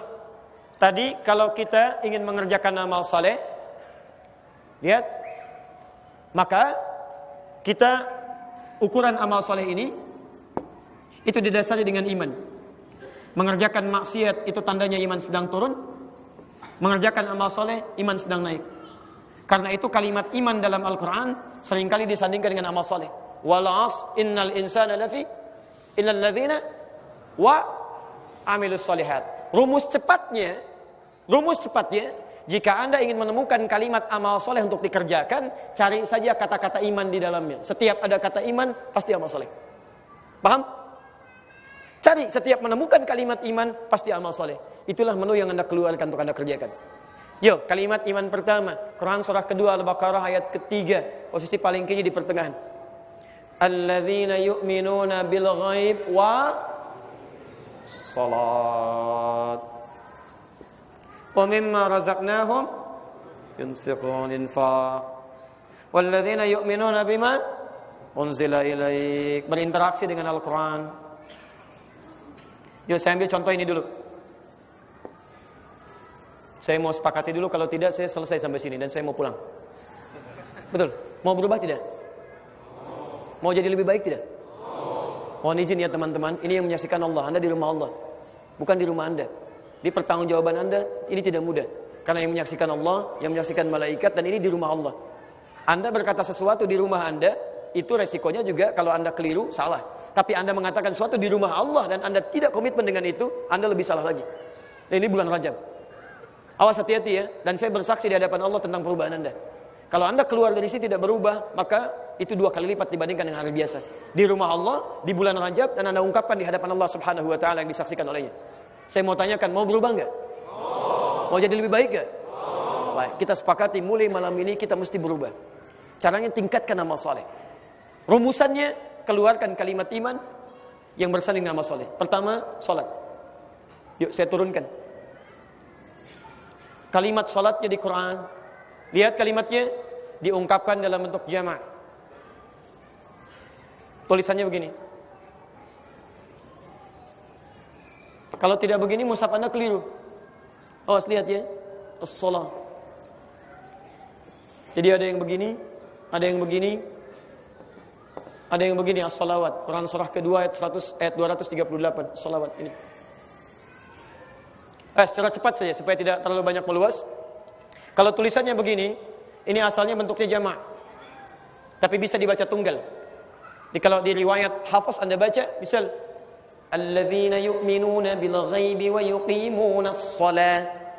Di Warsh Anda pakai imadah.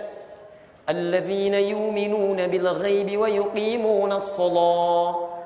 Dan bisa dibaca dengan salawat. Salawat bentuk jamaknya. Saya mau tanya pada Anda, kalau salawat bentuk jamak, salawat contoh seperti di Al-Baqarah 238. Hafizu 'alas salawati was salatil wusta. Salawat jamak. Kalau jamak itu berarti banyak atau sedikit? Satu atau dua? Banyak. Banyak berarti salat yang dimintakan pada kita untuk menunaikannya sifatnya bukan satu, bukan dua, tapi banyak. Berapa? 5 waktu. Berapa rakaat? 17 rakaat. Masya Allah. Saya ulangi. Dalam sehari kita salat berapa waktu? Berapa rakaat? Antum usia segini masih 5 waktu aja. Dalam sehari. Ada anak kecil usia 5 tahun belum balik, hisab belum berlaku bagi dirinya, salat 5 waktu. Antum dikasih 50 tahun masih 5 waktu juga. Coba keluarkan menu salatnya. Jangan-jangan di luar yang 5 waktu ini pun ada salat yang lain. Kan sifat banyaknya tidak merinci kepada 5 waktu. Karena itu menunya kita turunkan mulai malam ini. Hati-hati, jangan-jangan diberi kesempatan sampai malam ini hidup, karena ada di antara menu salat yang belum kita pernah kerjakan selama hidup kita. Yuk kita turunkan. Antum mau hapus?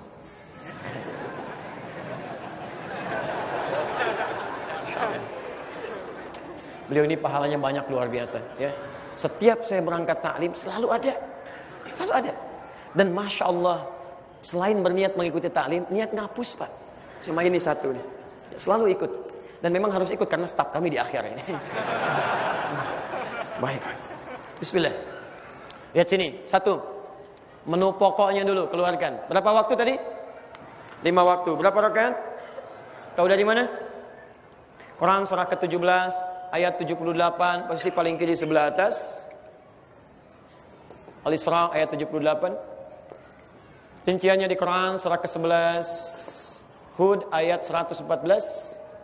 Waktunya yang harus dijaga di Quran surah kedua ayat 238. Ditunaikan secara berjamaah di Quran surah kedua ayat ketiga. Ditafsir di hadis yang paling mudah saja di Riyadhus Shalihin, cari. Di bab yang pertama, Babul Ikhlas, hadis nomor 10, posisi paling kiri sebelah bawah, riwayat Abu Hurairah. Ini baru yang pokok. Sekarang kita uji dulu yang pokok ini ya. Kita uji dulu. Kalau sudah bagus ujiannya, baru turunkan dengan yang tambahannya.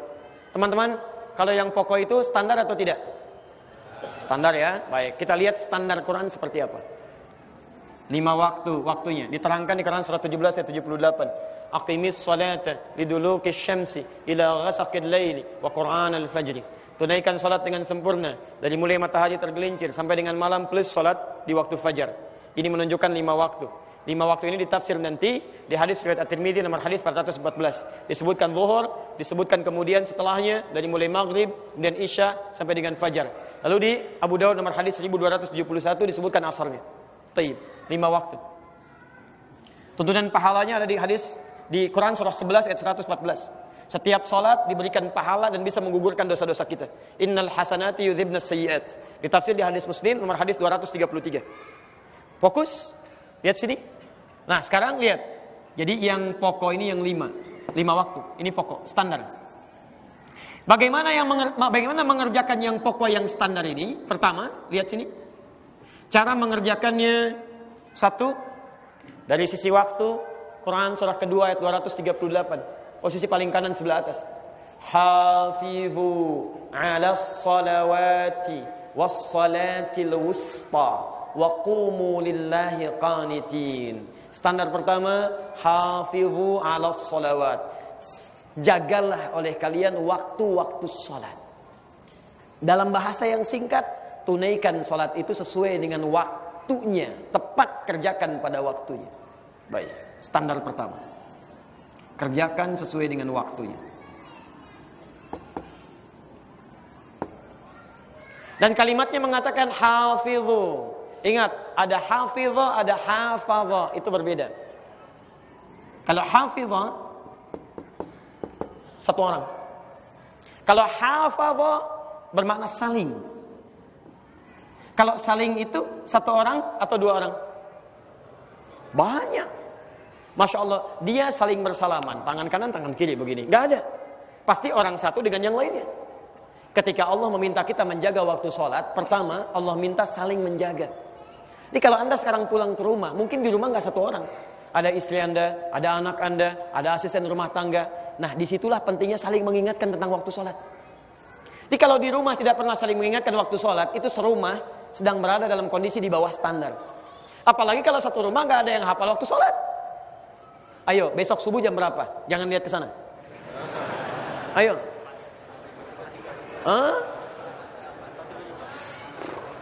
439, 435, 433. Pemirsa, malam ini jamaah Masjid Tan Studio berbeda pendapat tentang waktu sholat subuh. Yuk kita ambil misal standar. Padahal lihatlah yang di Jakarta sekarang 436, kan? Ambil 435, Bandung 433, misal 435. Lihat. Ini waktu sholat subuh. Jadi kalau adzan berkumandang 435, kemudian Anda sholat 435, itu sholat Anda masih standar. Pas dijaga waktunya. Yang di atas standar itu, ya misal lihat, dipanggil 435, Allahu Akbar, Anda datang, berarti Anda masih standar tuh. Standar. Anda kerja jam 7, datang jam 7, standar tidak? Standar. Yang namanya hebat, sebelum dipanggil Anda datang. Ada orang dipanggil 435, dia dari jam 3 sudah datang, siap-siap. Masya Allah, mandi dulu. Setelah itu dia tahajud, dia berzikir kepada Allah, Masya Allah. Padahal belum dipanggil, sudah siap-siap. Anda dipanggil ke kantor jam 7, datang setengah 6, Anda di atas standar. Masya Allah. Tapi kalau Anda yang terjadi berikutnya dipanggil 435, baru datang 5.34. Anda sedang berada di bawah standar, kawan. Di bawah standar. Hati-hati. Coba sampai dengan hari ini, berapa kali kita mengabaikan waktu sholat? Ini poinnya. Ini baru yang pokok. Saya kasih informasi ya. Ada sebagian teman-teman yang suka ke Bekasi malam Jumat. Acara kami di sana. Itu sekarang, ada anak-anak usia 4 tahun, 5 tahun, 6 tahun. Masya Allah. Maghrib saja. Maghrib, jam berapa maghrib di sini? Gak usah lihat ke sana. 6.51, Masya Allah, sudah mendekat kepada Isya.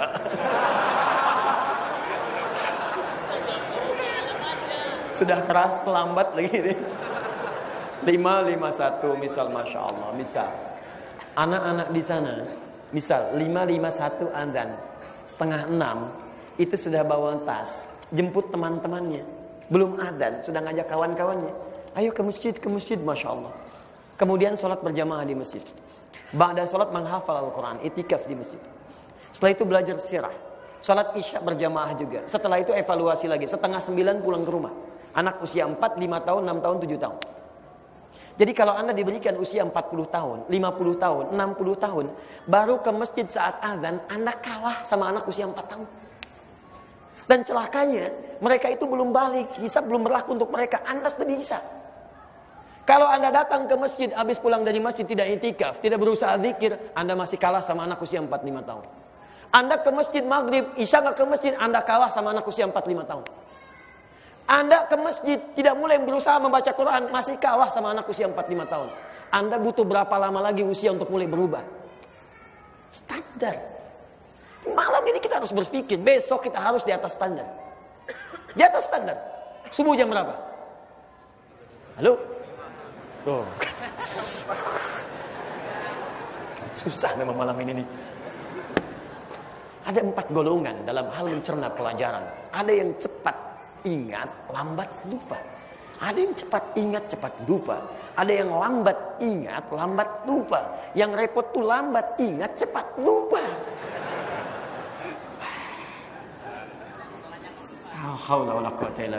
Besok 435 ya. Ayo bikin menu di rumah.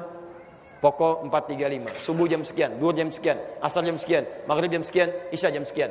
Besok kita bikin hal yang baru. Sebelum waktunya kita harus berada di atas standar. Bangun jam 3. Siap? Sepakat insya Allah? Ayo pasang alarm dari sekarang. Seperti biasa, 3 kali.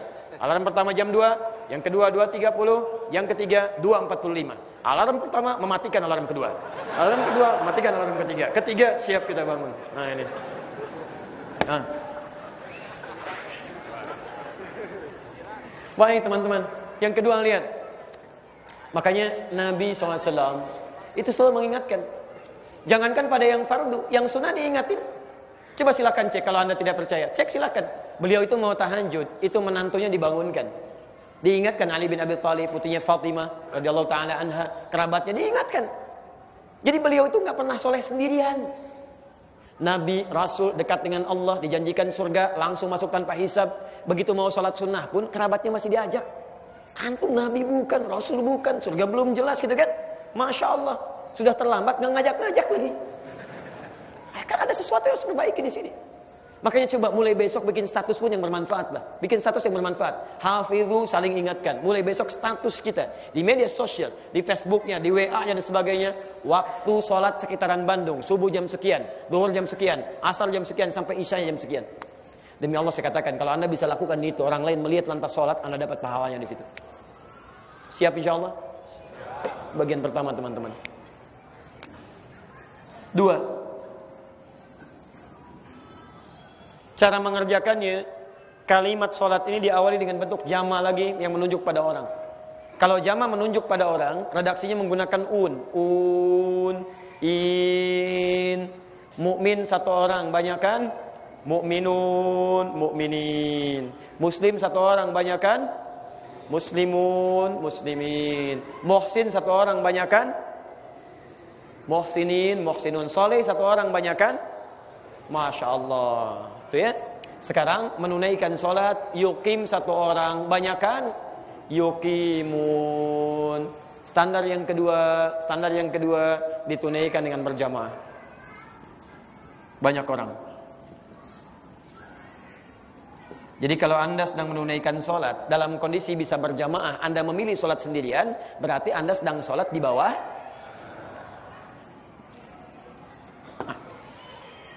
Yuk, tolong pahami ya, bedakan antara sholat berjamaah dengan sholat di masjid, itu berbeda. Kalimat sholat berjamaah itu sifatnya umum. Jadi kalaupun Anda tidak bisa ke masjid karena alasan syar'i, maka sedapat mungkin tetap berjamaah.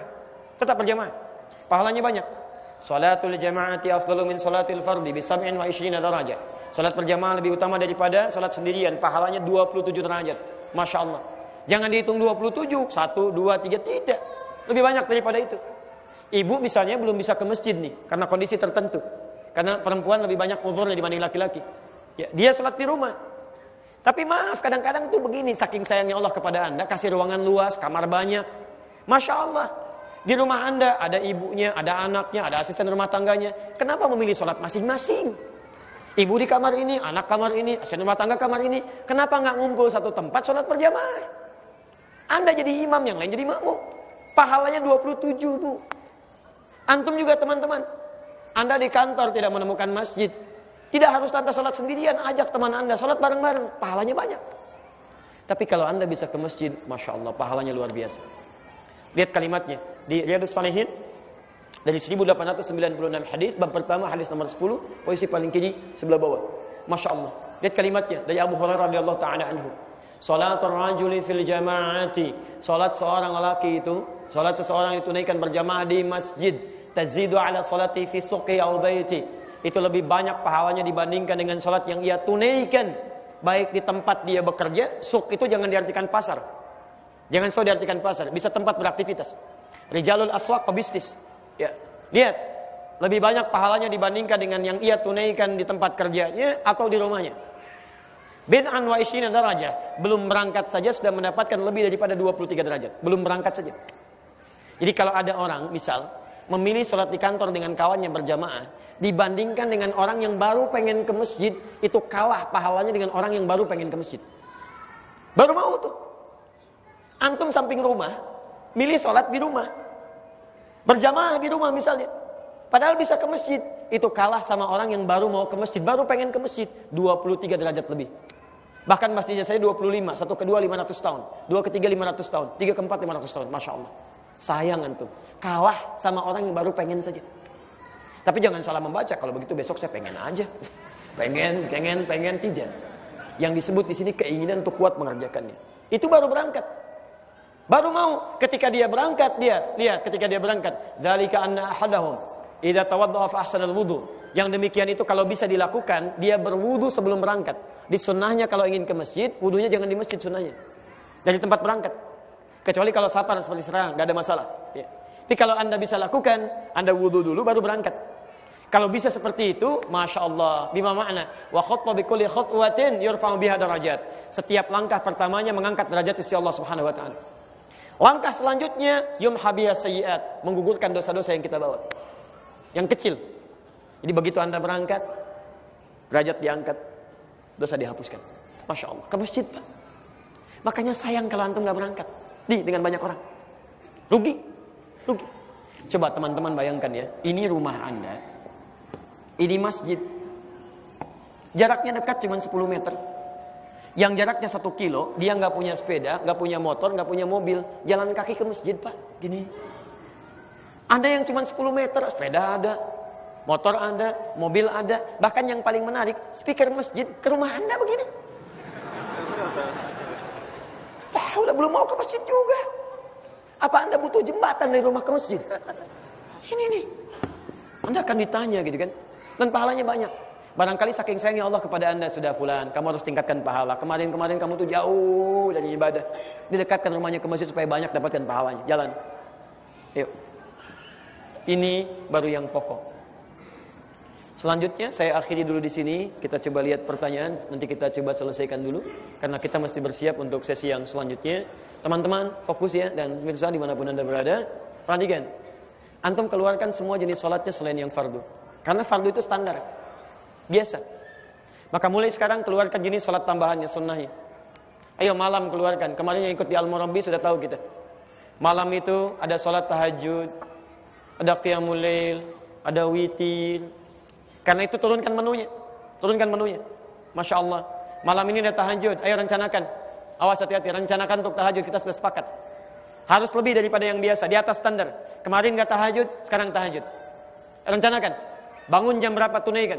Lihat bagaimana sifat tahajud Nabi. Mesti beda dari sebelumnya. Ingat ya. Ingat betul ini. Kalau antum tidak tahajud malam ini, antum belum tentu hidup di malam besok. Anda tidak sholat malam ini, belum tentu dapatkan besok. Karena itu rumusnya ketika Allah berikan kesempatan di waktu itu, kerjakan, jangan tinggalkan selama Anda bisa mengerjakannya. Tuliskan di dinding Anda, kamu nggak bangun, besok mungkin kamu meninggal. Tuliskan. Jelas? Rencanakan. Kalau yang belum pernah mulai, jangan maksa dulu. Jangan maksa. Standar Nabi biasanya rata-rata 11 kalau di rumah Sayyidah Aisyah. Di rumah Sayyidah Maimunah 13 rakaat. Maka jangan dulu memaksakan seperti Nabi. Kalau belum pernah tahajud, rumus Nabinya di hadis Muslim nomor hadis 749. Mulai dengan 2 rakaat dulu. Salatul laili matna matna, salat malam itu tunaikan 2 rakaat. Bangun 2 rakaat dulu. Wa idza khasya ahadakumul fajr falyutir raka'atan wahidah. Kalau 2 rakaat itu pun bangunnya terlambat menjelang fajar, dekat-dekat ke fajar, tutup segera dengan witir 1 rakaat. Plus witir. Jangan maksa dulu 2 rakaat dulu. Anak-anak bangunkan. Ayo, dibiasakan. Mulai dengan 2 rakaat dulu, jangan bebani mereka. Dek, kita harus membiasakan seperti Nabi, sunnah Nabi 11 ya. Kuatkan dirimu. Masya Allah. Begitu 11 rakaat, besoknya gak mau tahajud lagi. 2 dulu. Nih. Sudah nikmat, dia nyaman, berikan pujian. Adek tuh luar biasa. Papa dulu waktu seperti adek belum bisa bangun seperti sekarang. Masya Allah, adek luar biasa ya. Pasti disayang sama Allah. Lihat besok kalau Allah sudah sayang, pasti Allah berikan banyak hadiah. Antum beli hadiah, kasihkan. Besoknya 4 rakaat, Masya Allah. 6 rakaat, 8 rakaat, 10 rakaat, witirnya 1 rakaat, 11. 8 rakaat, witirnya 3 rakaat, 11. Nikmat. 11 pun jangan dulu persis sama pengen kayak Nabi. Biasa dulu. Nabi itu 11 rakaat, kata Sayyidah Aisyah, la tas'alan husnihinna wa tulihinna. Jangan tanyakan bagaimana panjang dan bagusnya bacaannya. Masya Allah. Ternyata Al-Mughirah bin Syu'bah penasaran. Bersama Hudzaifah Al-Yamani, bersama Abdullah bin Mas'ud, ketiganya radhiyallahu ta'ala anhum jami'an, mengikuti Nabi 1 kali salat di belakang Nabi. Bagaimana sih salat malamnya Nabi? La haula wala quwata illa billah. Bermakmum di belakang. Rakaat pertamanya 100 ayat Al-Baqarah. Dikira akan selesai, nyambung ke Ali Imran. Al-Baqarah 286 ayat, Ali Imran 200 ayat. Dikira akan ruku, nyambung ke An-Nisa 176 ayat. Baru ruku setelah An-Nisa 176 ayat, 5 juz 4 halaman. Nabi, Rasul, orang paling takwa dekat dengan Allah. Rakaat pertama salat sunnahnya tahajud 5 juz 4 halaman. Besoknya Hudzaifah Al-Yamani, Al-Mughirah bin Syu'bah, Abdullah bin Mas'ud tidak ikutan lagi. Bukan karena capek, bukan, mereka sudah terbiasa. Bahkan kata Imam An-Nawawi sepeninggal Nabi SAW ada yang bahkan sampai hatam Quran tahajud. Ada, itu disebutkan di At-Tibyan fi Adab Hamalatul Quran yang cetakan Darul Kutub Al-Islamiyah warna merah marun di halaman 38 paragraf pertama, posisi paling kanan sebelah atas baris 1 sampai 2. Kata Imam An-Nawawi tidak sedikit sahabat Nabi seperti Uthman bin Affan, Abdurrahman bin Auf, Tamim Ad-Dari bisa menunaikan tahajudnya sampai hatam Quran. Tapi kata Abdullah bin Mas'ud, bukan gak bisa lama, saya itu sering menduga-duga kapan Nabi rukunya nih. Saking bagusnya bacaannya, sekarang tidak, bukan, sekarang tidak, bukan. Saya khawatir gak khusyuk kalau mengikuti ini, maka dirubah caranya. Maka kita pelan-pelan, gak usah 5 juz dulu, gak usah 5 juz, 5 ayat dulu, gitu kan? Rakaat pertama, setelah nikmat tambah lagi, nikmat tambah lagi. Ini manhaj. Saya pernah ngimami di Bekasi, salah satu kota, tempat di sana, ada sholat khusuf, gerhana. Itu pecinta sunnah luar biasa itu. Ya. Saya katakan, Masya Allah Bapak Ibu, hari ini ada pahala banyak banget nih. Sholat khusuf, tidak setiap hari, pahalanya banyak. Kita harus tunaikan supaya mendapat pahala-pahala kebaikan sesuai contoh Nabi. Saya mau sampaikan dulu sebentar, ya. Ingin seperti Nabi persis atau mirip-mirip dulu? Semangatnya luar biasa. Ustaz, seperti Nabi kita tunaikan. Kita contoh beliau.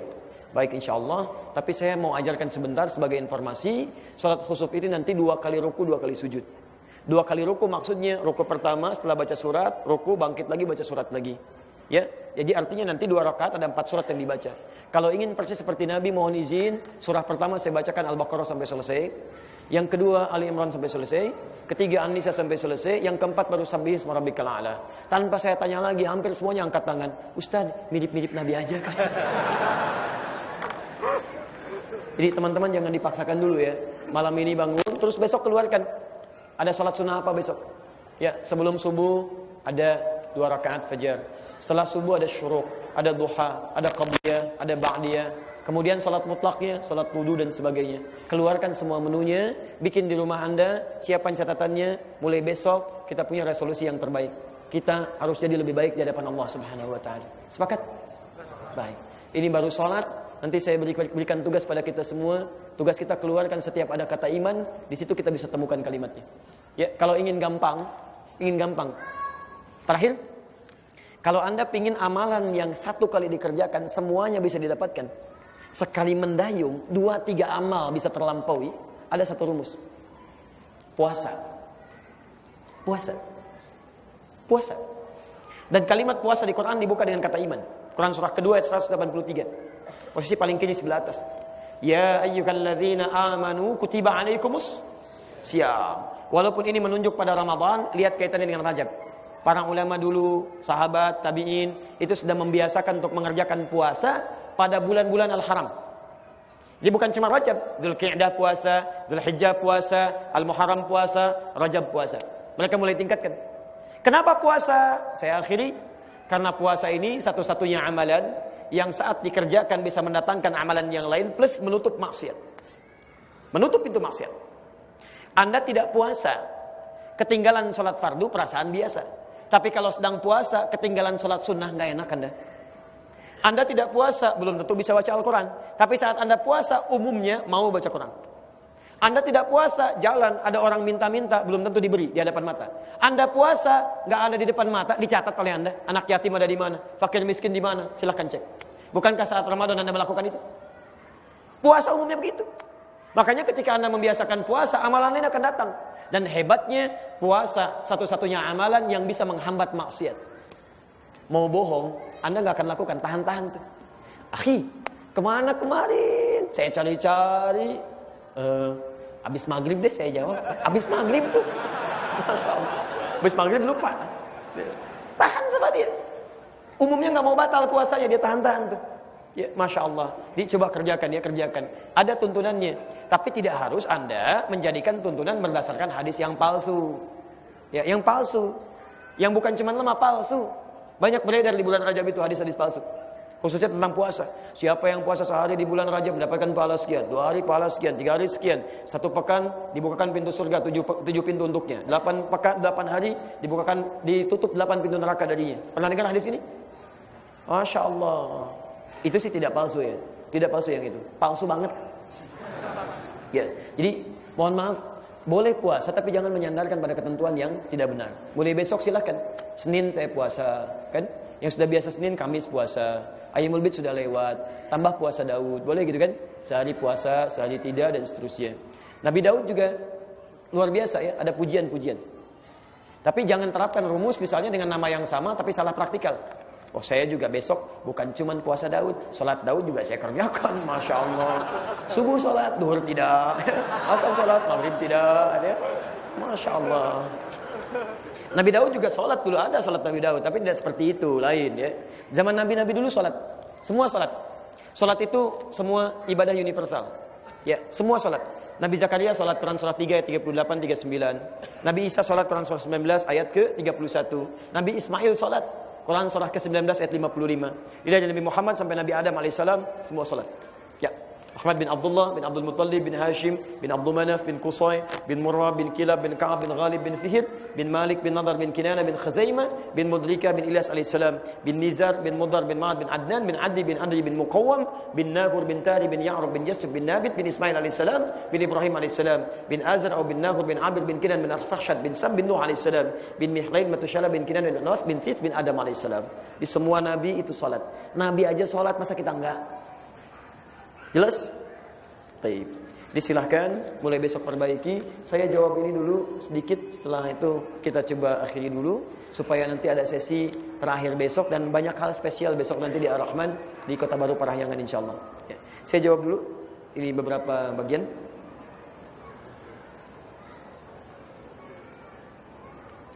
Assalamualaikum Pak Ustadz, wabarakatuh. Pinjam uang di bank atau koperasi ada yang bilang riba dan halal. Punten Pak Ustadz, mana yang benar? Baik, antum bisa lihat kalau sistemnya dibenarkan oleh agama halal. Kalau tidak dibenarkan ya haram hukumnya. Karena pinjam meminjam pun diatur dalam agama. Nabi aja pernah minjam, pernah minjam Nabi, bahkan sama orang Yahudi. Dan ketika ditagih kasarnya luar biasa, kan? Ya sampai Umar marah, kata Nabi biarkan aja, itu hak dia untuk menagih, berikan bagiannya. Di pinjam meminjam ada, utang piutang ada, ayatnya ada di Quran. Surah kedua dari ayat 280 sampai 282. Posisi paling kanan sebelah bawah sampai kiri atas sampai dengan bawah ada. Jadi kalau hukumnya diatur oleh agama sesuai dengan itu maka dibenarkan. Tapi kalau di dalamnya ada hukum-hukum yang melanggar agama seperti riba, kan? Tidak diperkenankan, nggak boleh hukumnya. Bahkan ada ayat turun di situ. Quran surah kedua ayat 275 sampai 279. Hati-hati. Waalaikumsalam warahmatullahi wabarakatuh. Bagaimana salat tahajud sekaligus membaca mushaf? Maksudnya mungkin salat sambil membaca mushaf. Ya. Teman-teman, ini ada keringanan di sini. Jadi kalau Anda tunaikan salat sunnah yang sifatnya sendirian atau Anda berjamaah tapi menjadi makmum, maka itu masih boleh Anda, fleksibel sifatnya. Boleh Anda pegang mushaf misalnya, boleh. Ya, untuk sekedar memberikan kenyamanan dalam bacaan atau dengan tujuan meningkatkan bacaan atau meningkatkan hafalan. Itu boleh. Gak ada masalah. Dengan catatan mushaf yang Anda gunakan tidak mengganggu kekhusyuan Anda dalam sholat. Ya, Anda mau sholat mushafnya yang gede misalnya begini kan, pegang begini berat, pegang dua kan, mau ruku nyimpan laginya susah, cari halaman sulit, nah itu tidak diperkenankan. Termasuk jangan usahakan yang ada terjemahannya. Yang mushaf bahasa Arab saja, bahasa Arab. Tapi kalau Anda menjadi imam posisinya dalam sholat berjamaah, Anda jangan gunakan itu. Karena syarat menjadi imam itu hafal bacaannya. Kalau belum hafal jangan jadi imam. Awas, hati-hati, jadi bencana bagi makmum nanti. Lihat tuh, imamnya aja nyontek, apalagi kita. Masya Allah. Ada aja yang begitu tuh. Masya Allah. Salahkah saya biasanya teringat kesalahan saya terhadap ibu, saya menangis. Tetapi ketika melihat sosok seorang bapak yang dulu menyakiti saya dan keluarga, saya marah dan menyimpan rasa dendam. Bagaimana sikap saya terhadap bapak yang mempunyai sifat buruk itu? Teman-teman, antum gak akan ada kalau gak ada bapak antum. Gak akan ada. Apa faedahnya Anda marah? Manusiawi Anda punya perasaan itu karena setan mendorong Anda untuk berbuat buruk. Ada nafsu di dalamnya. Marah itu kan bagian dari nafsu, sedangkan nafsu mengarahkan pada keburukan. Quran surah 12 ayat 53. Posisi paling kiri sebelah atas. Wa ma ubarri'u nafsi, saya enggak bisa menjadikan diri saya suci. Innan nafsa la'ammaratun bisu. Karena nafsu itu mengarahkan pada yang buruk. Tidak ada manusia yang sempurna. Termasuk orang tua.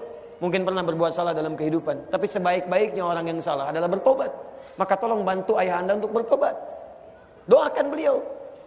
Daripada Anda merespon dengan cara yang buruk, doakan. Ya, tabayun dulu, tanyakan. Masya Allah ayah, yang lain pernah berbuat baik. Kenapa ayah begini? Tapi cara masuknya dengan berdoa dulu, ya Allah lembutkan hatinya. Barangkali pahala Anda ada di situ. Pahala Anda ada di situ, ladangnya ada di situ. Doakan, respon dengan kebaikan, arahkan, mohonkan kepada Allah. Ya, bahkan Masya Allah indah sekali ayat di Quran itu. Banyak ayat, apalagi kepada ibu. Kalau Anda sedang tidak suka dengan sikap orang tua, bahasa Qurannya isyarat dia. Coba bayangkan kebaikan orang tua yang mungkin belum pernah Anda rasakan sebelum Anda tiba di dunia ini. Bahkan saat Anda dilahirkan. Quran surah ke-31 ayat 14. Bahkan sampai 15 ya, posisi paling kiri sebelah atas. Wassaynal insana biwalidayhi hamalathu ummu wahdan ala wahdin. Ya, Masya Allah. Kami wasiatkan pada manusia untuk berbuat baik kepada kedua orang tuanya. Kalau Anda sedang gak enak pada orang tua, misal pada ibu, coba bayangkan bagaimana ibu susahnya mengandung Anda. Masya Allah.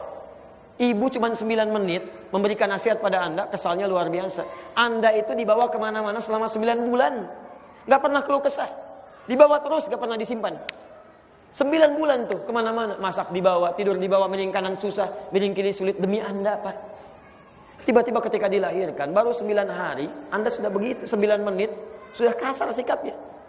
Bukankah imam kita bacakan tadi, di salat maghrib tadi, membacakan Quran surat 17, ayat 23 sampai 25, posisi paling kiri, di pertengahan sampai ke bawah. Itu isyarat teman. Coba bangkit. Daripada respon dengan keburukan, apa faedahnya? Ayah Anda menyakiti Anda balas dengan celaan, bukankah menyakiti juga? Jadi apa bedanya Anda dengan ayah Anda?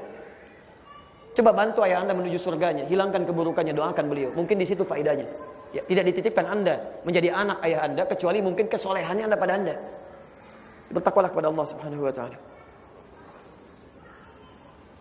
Apakah boleh menggulung celana saat sholat supaya tidak isbal? Boleh. Tapi akan lebih baik kalau Anda bikin saja langsung daripada banyak digulung gitu kan. Itu aja persoalannya. Tapi isbal ini Anda harus teliti lagi. Jadi hadis-hadis tentang isbal ini itu ikhtilaf di kalangan ulama. Tapi sebanyak-banyak hadisnya tersimpulkan dalam 3 hal. 3 hal. Nanti kita bahas dalam fikih ikhtilaf. Ya, yang di KBP itu, ya. 3 hal. 1, hadisnya menunjuk kepada ketawadhuan, rendah hati. Ya, karena di Arab itu dulu sampai sekarang, kalau ada orang ingin menunjukkan kesombongan karena meningkat strata hidupnya, ya, baik dari hartanya ataupun kedudukannya, maka di antara cirinya kalau laki-laki dia gunakan pakaian yang cukup longgar ke bawah. Musbil, melebihi batas mata kakinya. Ya, silakan Anda cek tuh, raja-raja apa-apa macam-macam, umumnya pakaiannya akan begitu. Bukan berarti sombong, bukan. Ada yang menunjukkan bahwa status sosialnya tinggi. Beda.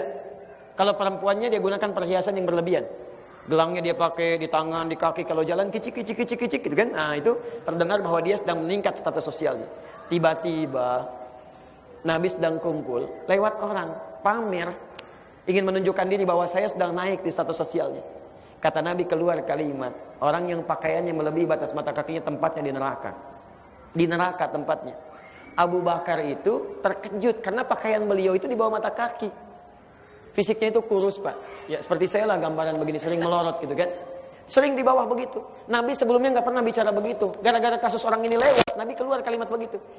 Abu Bakar klarifikasi, ya Rasulullah bagaimana saya ini? Saya sering melorot pergi di bawah mata kaki, bagaimana? Kata Nabi, kamu tidak. Di sampingnya ada Ibnu Umar masih kecil, belum paham kalimat ini. Apakah ini bahasa kiasan, majasi atau bahasa langsung hakikatnya? Kata Nabi, ya Ibnu Umar, Ibnu Umar, jangan sombong. Seperti orang memanjangkan pakaian di bawah mata kaki seperti orang tadi, lewat dengan sombongnya. Orang yang sombong seperti itu khaila'a karena sombong, famaq'aluhu finnar, bimana? Maka tempatnya di neraka. Maka ditafsirkan oleh kalangan ulama yang pertama, yang dimaksudkan isbal di sini adalah hadis untuk menjaga diri supaya tetap tampil tawadhu. Jadi kalau antum misalnya celananya tidak isbal, sombong juga, neraka juga tempatnya. Sama saja. Kadang-kadang kan yang repot, celananya nggak isbal, mulutnya isbal. Begitu lewat, lihat tuh, gulung, kayak nggak ada gunting aja di rumahnya. Tuh antum tuh, neraka juga tuh. Hati-hati. Ya. Yang kedua, isbal itu menunjuk juga pada kehati-hatian dalam ibadah. Hati-hatian. Dulu pernah terjadi seorang sahabat sholat. Kata Nabi, innallaha la yaqbalu sholata musbilin. Allah enggak terima sholat orang yang celananya kepanjangan. Faliyatawadda, maka wudu lagi. Dia wudu lagi, balik lagi, sampaikan lagi. Sampai 3 kali. Setelah 3 kali dia sholat, Nabi tidak menegur lagi. Perhatikan, ini sering hadisnya digunakan oleh sebagian orang untuk menunjuk dalil. Tuh kan, sholatnya aja nggak diterima. Tapi orang ini tidak mendalami makna hadisnya. Salah kesimpulannya. Salah. Saya pernah diberhentikan di Bekasi. Setelah sholat subuh, ngimami ceramah, mau masuk ke mobil, dipotong di tengah jalan oleh 2 orang. Tokoh, satunya sekretarisnya. Ustaz, mohon maaf saya ingin tanya, menurut Ustaz bagaimana hadis tentang Allah tidak menerima sholat yang celananya isbal? Masya Allah, maksudnya Ustaz celananya kepanjangan, sholat kita nggak diterima tuh, gitu kan? Dengan bahasa yang lain. Oh akhir karim, hadisnya di sini kan? Oh iya di Riyadhus Shalihin Ustaz. Taib, saya punya beberapa pertanyaan saya bilang sebelum kita simpulkan. 1, bukankah Nabi di hadis itu menyuruh untuk wudu lagi orang itu? Iya Ustaz. Baca hadisnya? Iya Ustaz.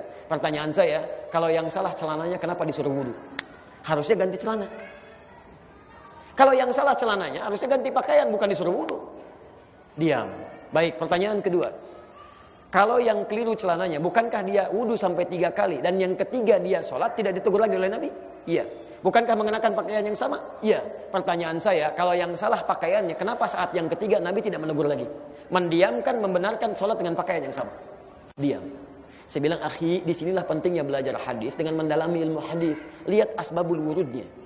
Ternyata ketika dicek di asbabul wurud, dia wudu, dia lihat belum sadar. Pada yang ketiga, dia sadar. Dia lihat ternyata ketika pakaiannya kepanjangan, saat mengusap, membasuh bagian kakinya, ada yang tidak terbasuh dengan sempurna, ketutup oleh bagian pakaian tadi. Dia menduga ini mungkin yang dimaksudkan oleh Nabi. Begitu dia basuh, dia sholat, Nabi tidak menegur lagi. Maka yang kedua ini disimpulkan oleh para ulama, hadis isbal ini adalah kehati-hatian dalam ibadah. Maka antum tolong gunakan pakaian dengan hati-hati supaya tidak mengganggu dalam proses ibadah. Mungkin saat wudu terbasuh dengan sempurna, tapi saat jalan najis menempel tanpa antum tidak sadari, terbawa tergusur dan sebagainya. Makanya coba bikin yang kira-kira ketika Anda digunakan, baik digunakan tapi juga bisa dijadikan sebagai langkah preventif supaya kotoran-kotoran tidak menempel. Bikin. Saya selalu bikin pakaian tuh celana, misal kalau saya di atas mata kaki sedikit tuh. Tapi ya begini sifatnya, fisiknya. Kadang-kadang yang melorot lagi, kadang melorot lagi. Ya, tapi kadang-kadang ada orang kreatif. Begitu ngelihat, Masya Allah digambar video, ceklik, foto, tampilkan. Nih Ustadz nih, Masya Allah. Kadang isbal, kadang tidak, muazanah. Masya Allah. Nah, itu kadang-kadang tuh, kasihan gitu. Kasihan. Hidupnya masih sempat menurut saya itu, sempat-sempatnya. Ngeliatin video, Masya Allah untuk cari kesalahan sekian menit kesekian ada salah keluarin.